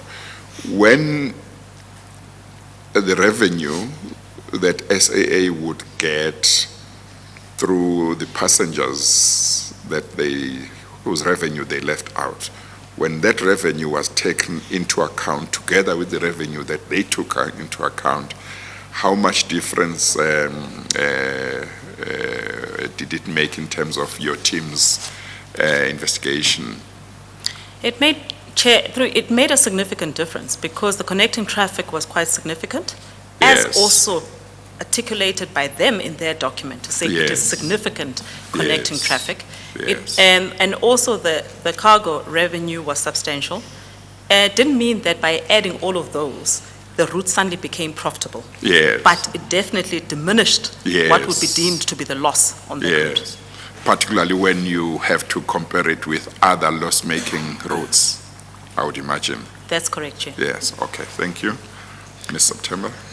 and so it is then your evidence, if I understand it correctly, that the Mumbai route was not the worst performing route to SAA at the time.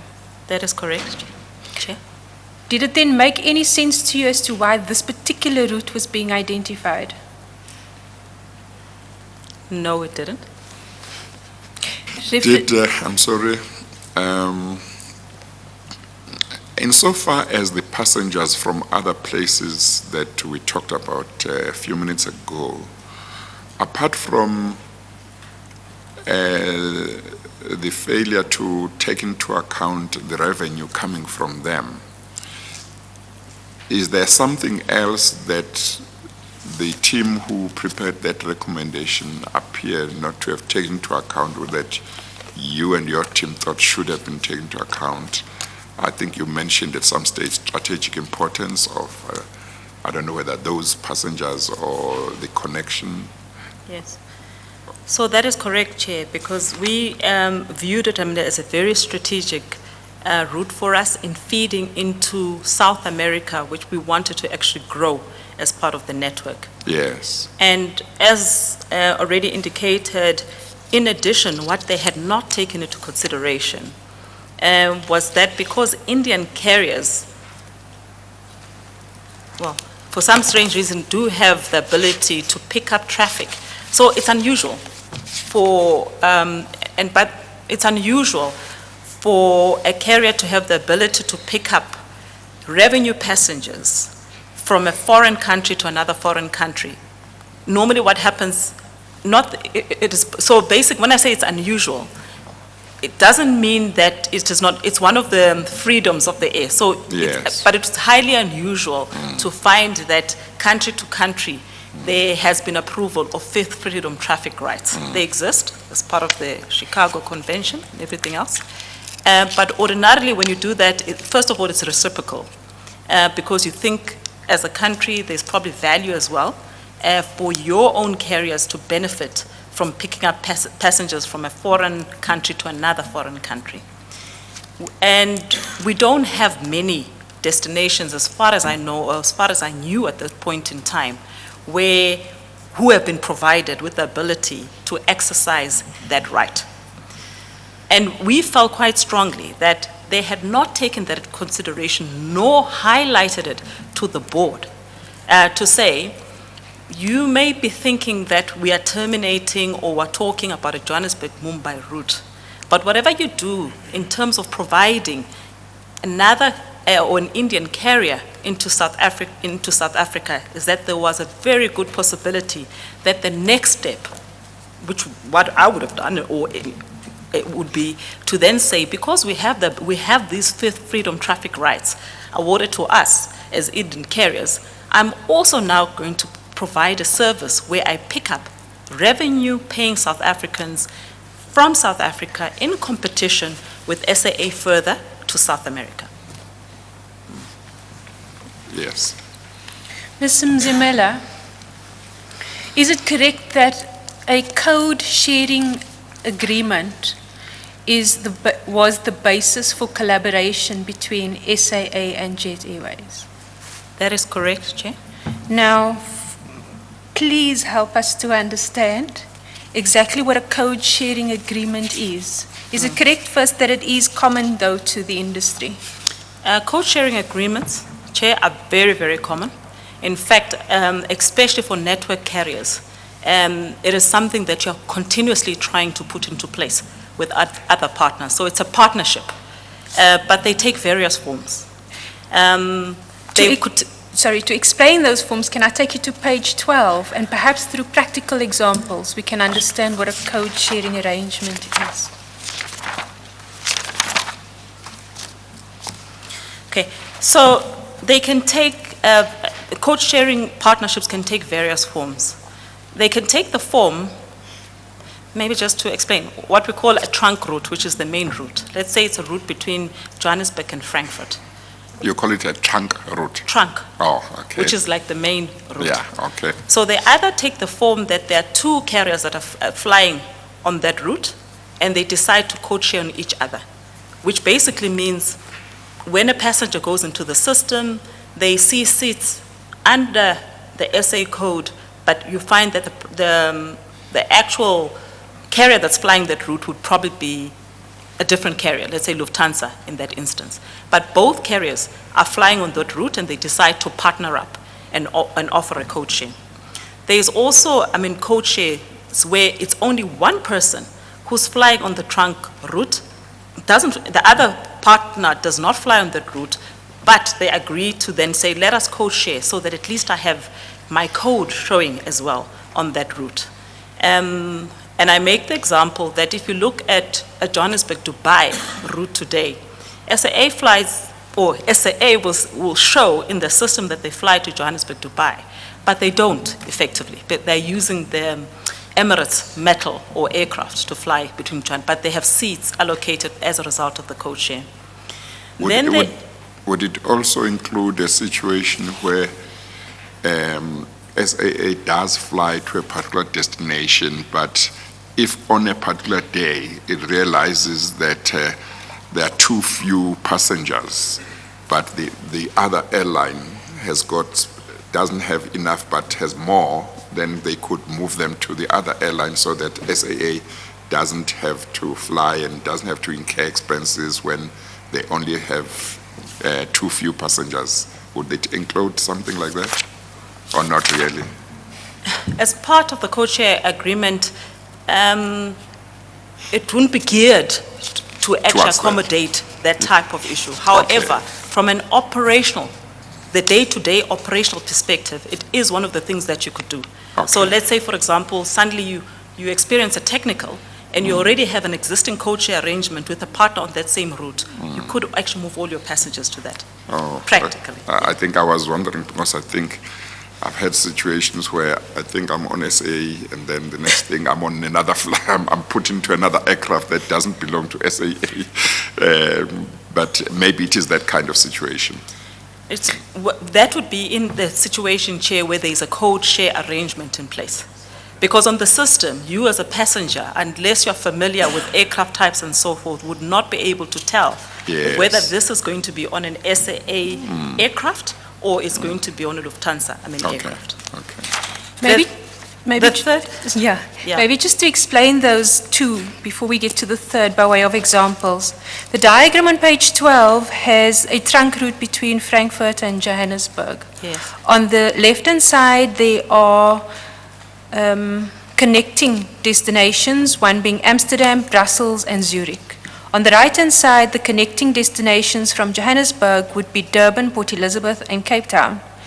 SAA and Lufthansa are identified here as the two airlines traveling the trunk route.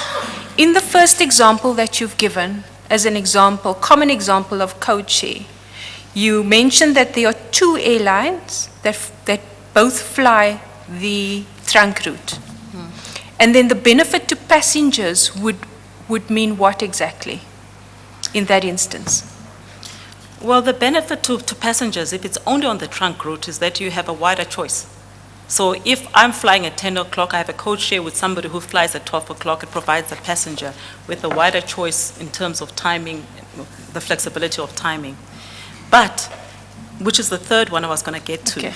which actually works for both the two that I've already described, which is the behind and beyond code shares, which is where the real benefit of a code share, especially for carriers that are already partnering up on a trunk route, is the additional points that you get out of they get out of your hometown or your home base, and the additional points that you get out of their home base or hub in order to be able to connect your passengers seamlessly.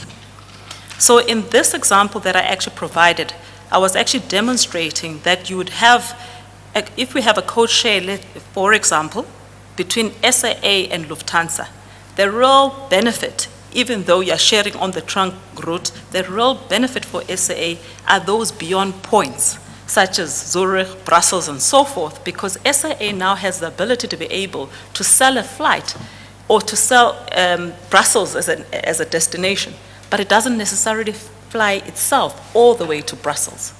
On one leg, you could be flying to SAA, you connect still on your SAA code to your final destination because there is a partnership that exists. And when you do that, it's normally reciprocal because as you give, they also need to get so that it works for both parties. Well, if we look at the diagram at page 12 in regard to what you are saying, would the trunk route be the route between France and Johannesburg? Is it France, that FRA? Yes. It's Frankfurt and Johannesburg. Frankfurt. Yes. Okay, Frankfurt. So that's Frankfurt and Johannesburg. That's correct. Would Chair. that be the trunk route? That's correct, Chair. Yes, not beyond. Yes. Okay. Now, you, both in your affidavit and in your evidence now, you have talked about the something and beyond. Yes. Just give me that term again. Behind and The beyond. behind and the beyond, yeah. Yes. Okay. What does that talk about? In the example of this diagram at page 12, is the behind and the beyond talking about Brussels, Amsterdam, and Zurich, That's correct, Chair. as well as Durban, Port Elizabeth, and Cape Town when you come to South Africa? That's correct, Or Chair. that's what it refers to? That's what it Now, refers you have said that there is a certain benefit, and I got the impression that it's quite an important benefit, this behind and beyond. So just explain what is this benefit for the carrier and for the passengers? So the benefit for the carrier is that in their system, for passengers, firstly, passengers will be looking to fly, they want to buy one ticket. Yes. And one ticket is one carrier, not to actually find themselves having to buy one ticket with SAA and having to buy another yes, ticket with somebody yes. else. And if anyone has the ability to fly them directly to the ultimate Ultimate destination, they are the ones who would actually be picked Yeah. first. Yes. Yes. So therefore, the real value for an entity such as SAA to have a code share, which takes people beyond this, is that now the passenger can buy one ticket. And it's on SA.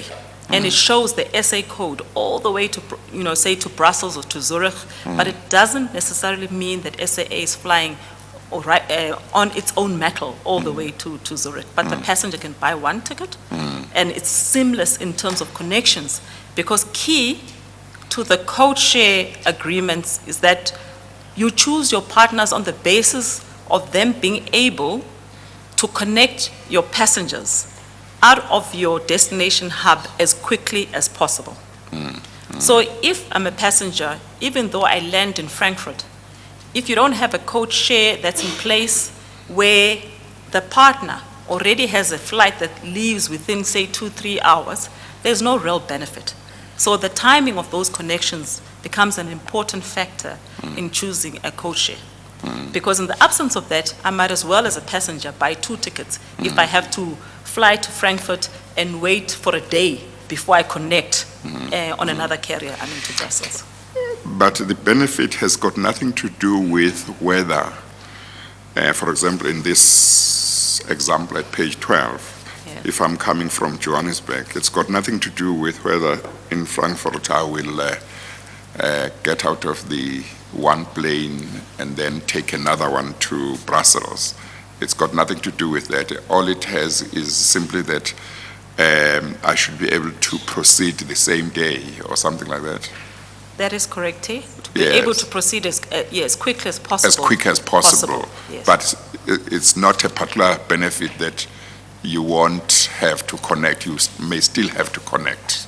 You do, definitely, Chair, you do still need to connect. Yes. As you would know that when you land in any foreign country, Yeah. you still need to go Yes, through yes, immigration. Yes. But, yes, so Yeah. the benefit would be that you are connecting, but you're connecting as quickly as possible. Secondly, you're only buying one ticket Yeah. on SA, even Yes. though even the second Oh, portion is okay. not SA. So it's Okay. one ticket. Yes, but the code sharing arrangements, are they only possible where, on an international level, not when you move around domestically?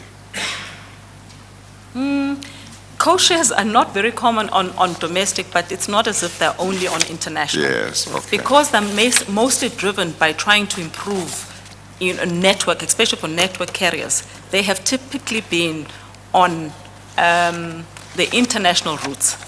Yes. Okay, no, thank you. So, but in this example at page 12, it wouldn't be anything like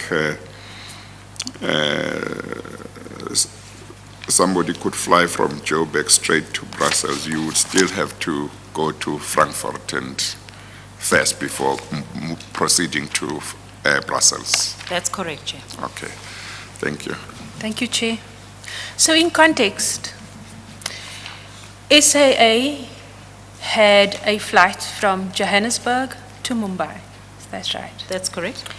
And Jet Airways was wanting to come on board, excuse the pun, to conclude a code can't believe this word is just Co-chair. co-sharing agreement with SAA in that regard. Having explained the common types of code-share, what exactly did Jet Airways require of SAA in order to conclude their code-share? So just to step back, there is absolutely nothing wrong with code shares. And you can implement code shares with two carriers being on the same route. The difference here is that Jet Airways doesn't say, I'd like to code share with you, you're already on the route, let's work together to try and improve the performance of the route by us code sharing on each other on the trunk and having beyond points. It doesn't say that. Jet Airways comes with a proposal that says, SAA, you terminate your operation. You terminate your physical operation between Johannesburg and Mumbai, and you co-share on us. Put your passengers on us, but you stop flying Johannesburg, Mumbai. And I guess part of what is strange is how can somebody else come and make that demand to somebody else who's running their own business, say, get out, I want to get in. Because did it not amount to that? Quite simply, it amounted to that, Chair. They're saying, Yes. get off, we are coming onto the road. Yes, But you then co-chair on us. yes. And as far as you know, and maybe you are still going to deal with this later, and you can say if you are going to deal with it later. If the route was making such losses that it would be justified for SAA to close it or to stop running it, why would it be fine for them to run it? Or maybe they thought they could, they knew something that SAA didn't know and they would do a better business. Is that something that emerged in the discussions at any rate, at any stage, or not really? Not really, Chair, but you actually raise an important point. They possibly, I'm not saying this, they possibly would have been of the view that they had a better product than SAA. The one thing that did come up as part of the discussions is that I think SAA at that point was operating 4 frequencies, and I stand to be corrected, only 4 frequencies a week between Johannesburg and Mumbai. And they were saying they have the ability to be able to operate a daily service because they've got the aircraft to be able to do that. A daily service? A daily service. You were running how many? 4 flights 4 flights a week. And they were saying they had the ability to offer 7 frequencies per week. Isn't that strange if you say this route is making a loss for somebody who uses it 4 times a week, and then you say you will use it for 7 days a week? Yes, I guess you might not be. Okay, all right. Okay, thank you. What was the board's position in relation to the recommendation made by FRIC, the FRIC committee? Is this the first recommendation, or when we, as the, let's call it the new team? Yes. Yeah. Yes. In fact, once the recommendation is then made, you then take steps, as I understand it, to include the commercial team to take necessary steps in that regard, and at some or other stage it gets presented. Is that right? That is correct, Chair. We then present the proposal to the board, and the recommendation is not to terminate the Mumbai route, but there is acknowledgement that there is work that would need to be done to improve the profitability of the Mumbai route, much like other initiatives that were being pursued on other routes.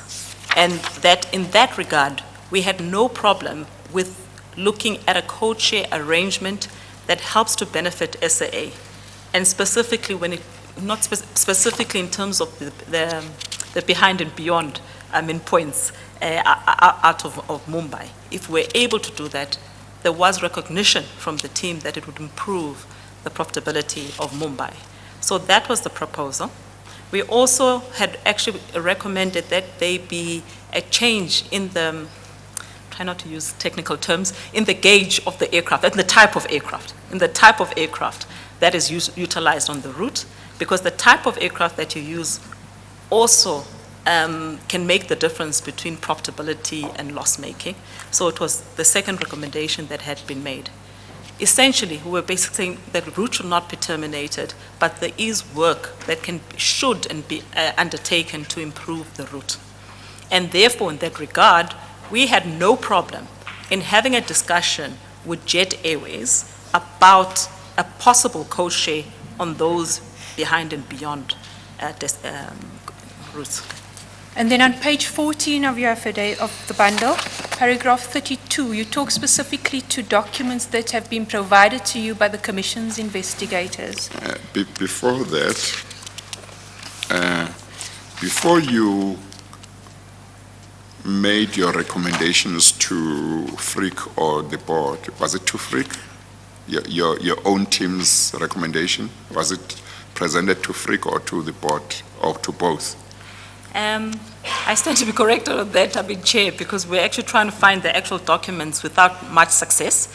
Yes. But I suspect that because it had already been elevated to the board, Yes. it went directly to the board in response. Okay. Yeah. Before that stage where it was presented to the board, did you or your team get a chance to engage with those who had written the other recommendation for the recommendation for the cancellation, to engage them on their reasons and why they'd left out things that appeared to be important to your team, and hear what answers they had for your questions or arguments? Indeed, Chair, we did get an opportunity to do so because post my appointment, Mr. Chris Smythe fell back to his original position, which was GM of operations, so he was still in the system.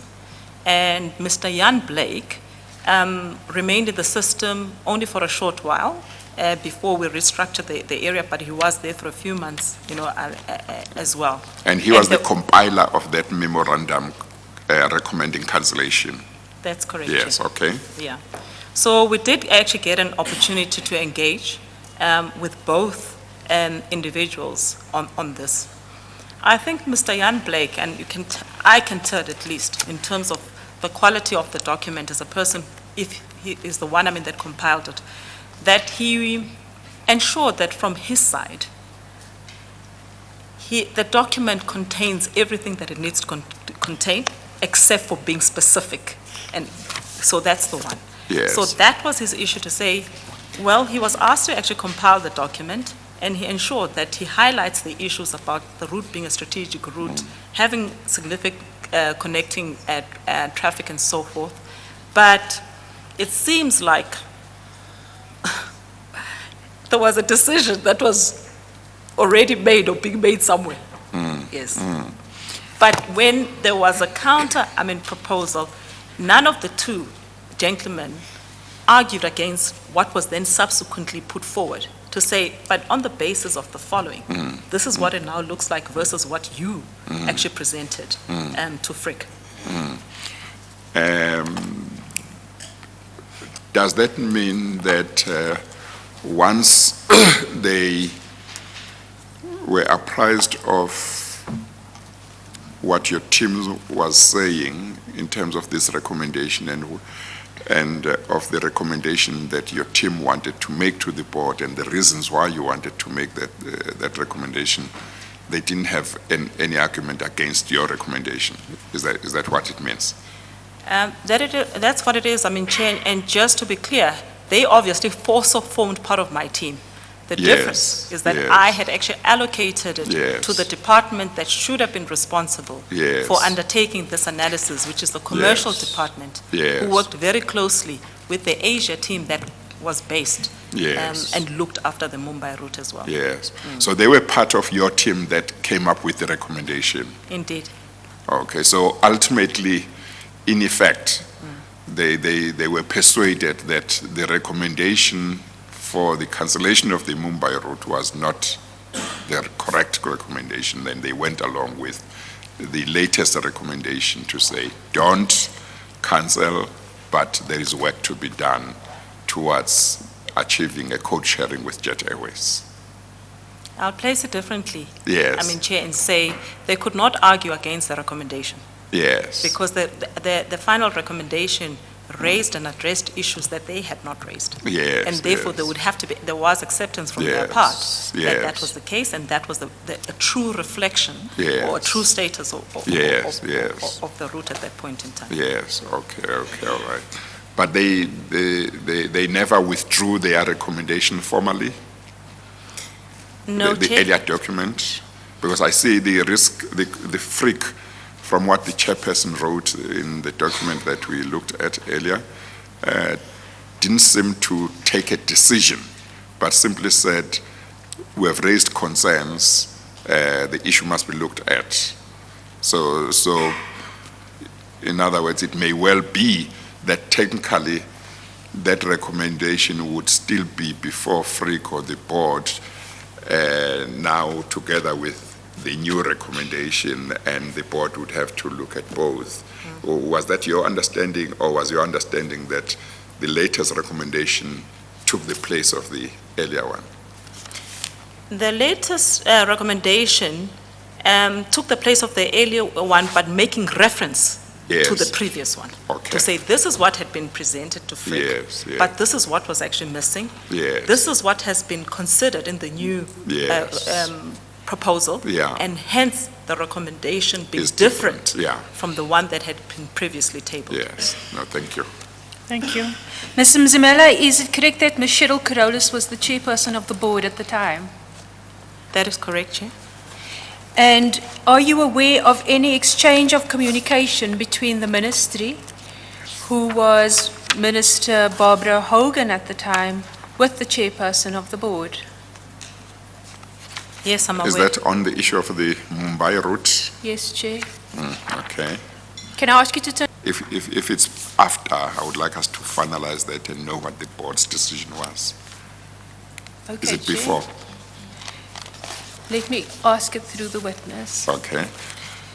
At the date of 1 September 2010, which is the date of this particular letter, are you aware as to whether or not the board had then, at this time, taken a decision in not adopting the closure of the Mumbai route?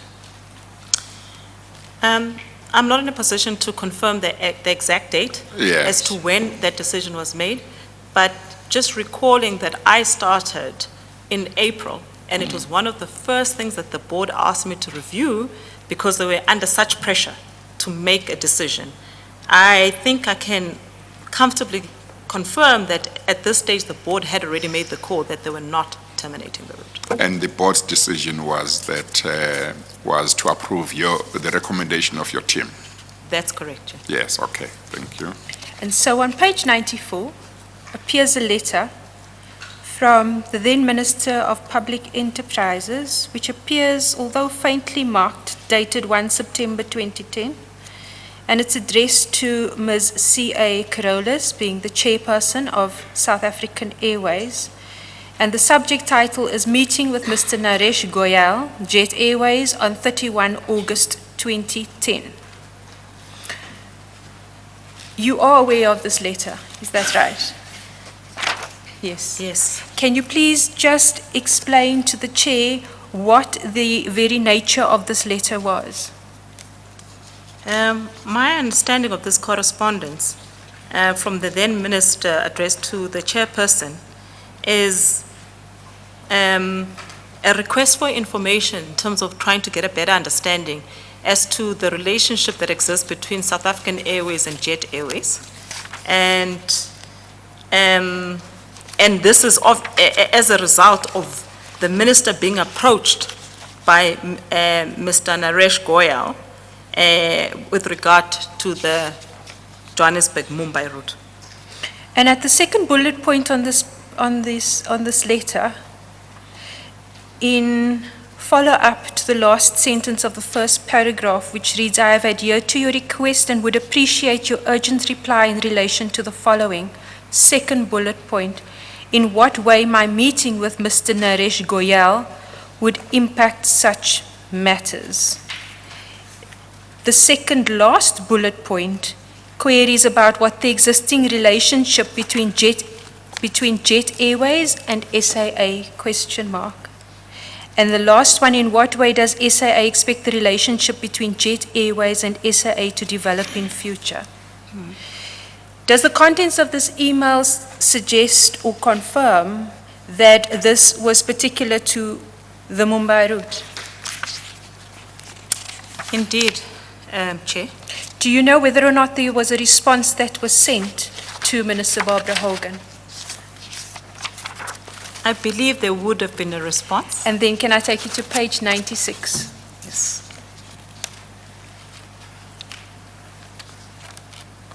Chair, despite several numerous efforts to get better copies of this document, we have unfortunately not been successful in doing so. Well, the letter from Ms. Barbara Hogan to Ms. Carolus, was it not dealt with when those two witnesses gave evidence? Certainly, Both of them have given evidence, among others, on the Mumbai route.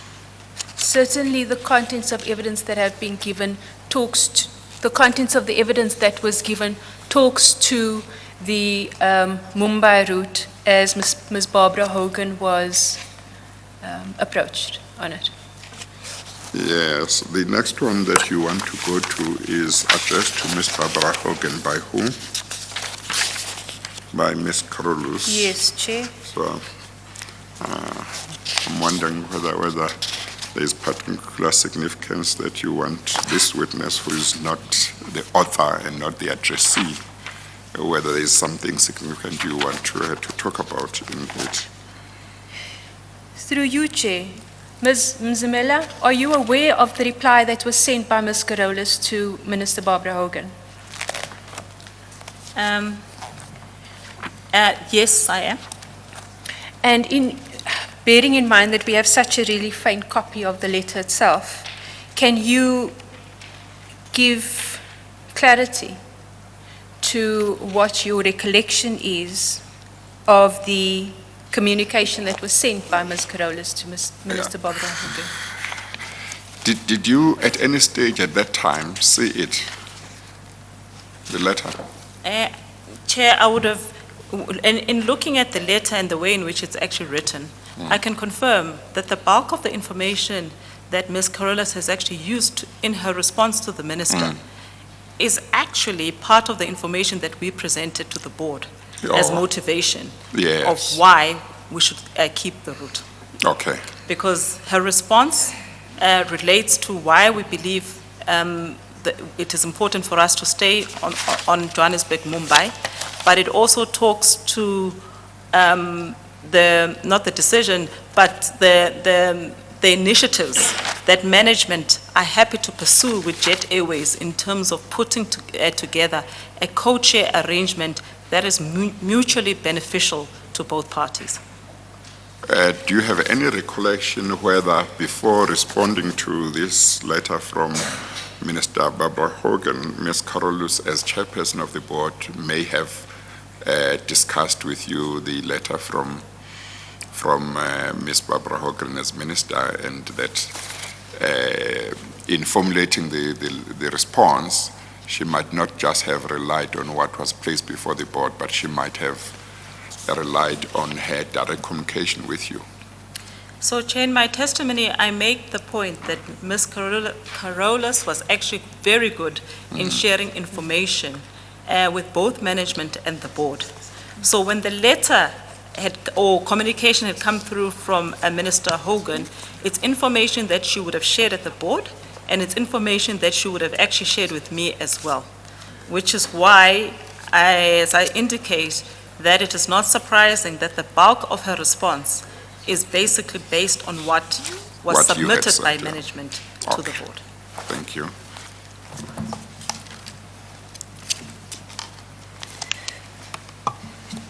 Chair, I'm being informed that for the sake of accuracy, Ms. Carolus didn't talk about the specific correspondence exchange, but certainly spoke to the communications as such. Yes, okay. Okay.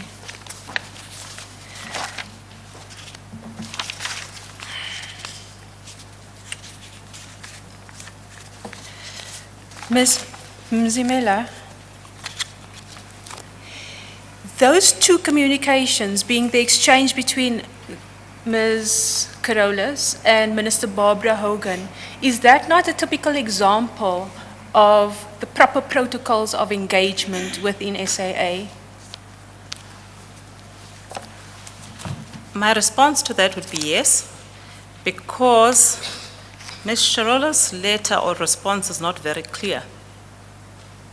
But I believe that part of the response, and I wish it was clear so one could confirm that, Yes. that part of her response would have been, firstly, as I indicated, to update the minister in terms of where we are, but emphasizing, once again, that the minister should allow Jet Airways to speak directly with the organization, Yes. and that it was not right for Mr. Naresh Yeah. to be trying to go via the minister Yeah. to discuss issues pertaining to SAA.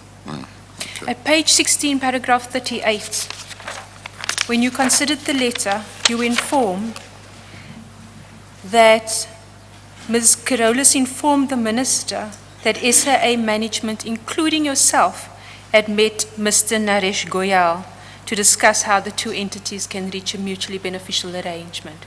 Do you have any comment to that?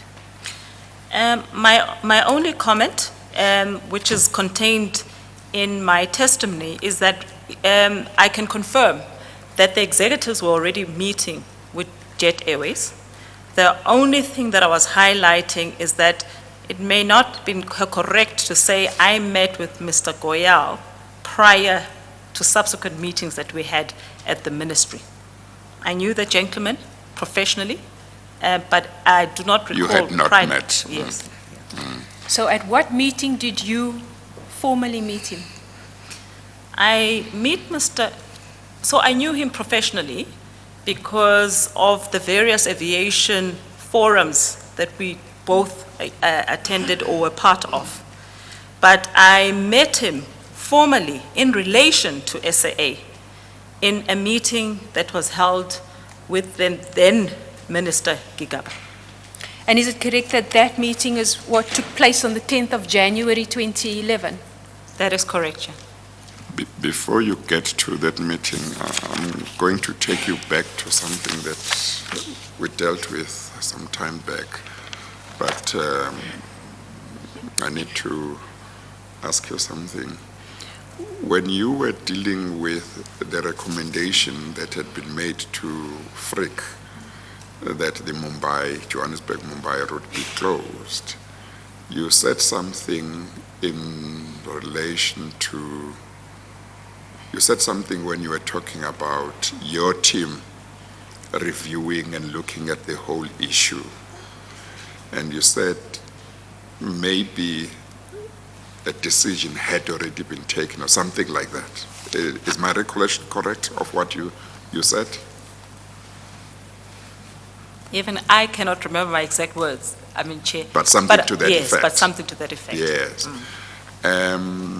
Are you able to elaborate on why you think so and whether it was in fact so, or whether there were, what the indications were which made you think maybe a decision had been taken somewhere and what that decision was? I'm sorry to take you back, but I think it may be important to establish that. Chair, I don't believe that is actually taking me back because I probably made that comment in relation to the meeting that you are still going to That deal with? is at this 10th of January, Oh, okay. If- 2011. Okay, meeting. maybe then you will talk about it more when you have dealt with the meeting. Would that be more convenient? No, Chair, I You can just... can deal with it. Very Yeah. specifically, that at Yes. that meeting where Mr. Naresh Goyal was actually present, when he was raising issue as to why SAA was refusing to move off the route, in his view, the decision had already been taken. And when I then pushed to try and understand who at SAA had agreed to move off the route, his response was You were that- the CEO. I was a CEO then, but I was trying to understand who then had given him a commitment that SAA would withdraw from the route. He mentioned the name of Mr. Chris Smythe. Yeah. So hence, Okay, no, thank you. Chair, we need to deal with this meeting in a little bit more detail. Yes. I do note the time, though, but, which is, Well, I think we still have 5 5 to- minutes. I'm happy to Let's use proceed. the 5 minutes, yeah. Ms. Mzimela, so you've given evidence that there was a meeting that took place on the 10th of January 2011. How did this meeting come about? the request for the meeting was sent to the chairman of the board, Ms. Cheryl Corollas, for myself and her to come to a meeting at the Department of Public Enterprises to meet with the minister, the then minister, Malusi Gigaba, in order to provide him with an update relating to the Mumbai operation. So this was at a time when Minister Barbara Hogan had left now left. and Minister Gigaba was the minister. That's correct. Okay. So the invitation came, and unfortunately, Ms. Carolus was not able to attend the meeting. So she recommended that I attend the meeting with the then chair of the audit committee, the now since deceased Sizakele Mzimela. Thank you. And did you do any preparation for this meeting? Yes, I did. So what I did was that I had actually prepared a memorandum of the issues, because they had told us it was about Mumbai. I prepared a memorandum which actually highlighted what had happened to date with regard to the relationship between ourselves and Jet Airways, and what were the issues that we were still considering with Jet Airways. And I sent that memo to the DG, because that was my counterpart. But I had the opportunity as well to go through that with the then minister prior to the meeting that we were called for. If you can still remember, how long before the meeting did you send the memo to the DG? A few days, 1 day? I don't remember, You can't Chair, but it would have been very soon after getting the request. Okay. Yes. Okay. And when you arrived at the meeting, firstly, where did the meeting take place? The meeting took place in Pretoria at the offices of the Department of Public Enterprises. And what happened when you arrived at the meeting? We arrived at the meeting and were firstly told to wait, because there were going to be other people who would be joining us as part of the meeting. And who Meaning- informed you of that? I believe it was the minister's special advisor, Mr. Mahlangu. And so that's what we were actually told. It is also at this point where the minister then asked for a pre-briefing as well. And we went through to take him through what I had actually outlined in the memorandum. Thank you. So after you had arrived and before the meeting could start, the minister asked you to take him through what the issues were and so on and so on, That's correct, Chair. and which is what you did. That's correct, Chair. Okay, thank you. Did you consider in your communications with the minister whether or not Jet Airways was a partner to be trusted? I did raise concern in the memo. So one, I felt that there was value because of the network that they had out of Mumbai to partner up with them to provide us with that additional link into India. But in that same memo, I also highlighted that I had some concerns about the way in which Jet Airways tended to conduct themselves, and very specifically that I had actually discovered as well that they owed SAA money which had not been paid as of the date at which we were going to have this meeting. And this pertains, and I don't know the exact detail, but there's an aircraft that had been leased to them, and they had not made full payment on that. So it's one of the items that I highlighted. Was your briefing to Minister Kigaba very much along the lines of the memo that contained your recommendation to the board? That's correct, Chair. Yeah, okay. Who was all present at the time that you had the debriefing session with the minister? I cannot recall exactly who came into the meeting. I do know that we went into the minister's office to provide the briefing. So Mr. Sitole would have been with me at that point in time. But what I can't remember is who made up the team from the DPE side when we gave Minister that briefing. Was the minister's advisor there present at the meeting? The minister's advisor was present at the meeting, but I'm saying what I cannot recall is who was present at the briefing prior to the meeting. Thank you. You mentioned then that you were waiting for more... Well, this might be the convenient time. As it pleases, Chair. We'll take the lunch adjournment and we will resume at 2 o'clock. We adjourn. All rise.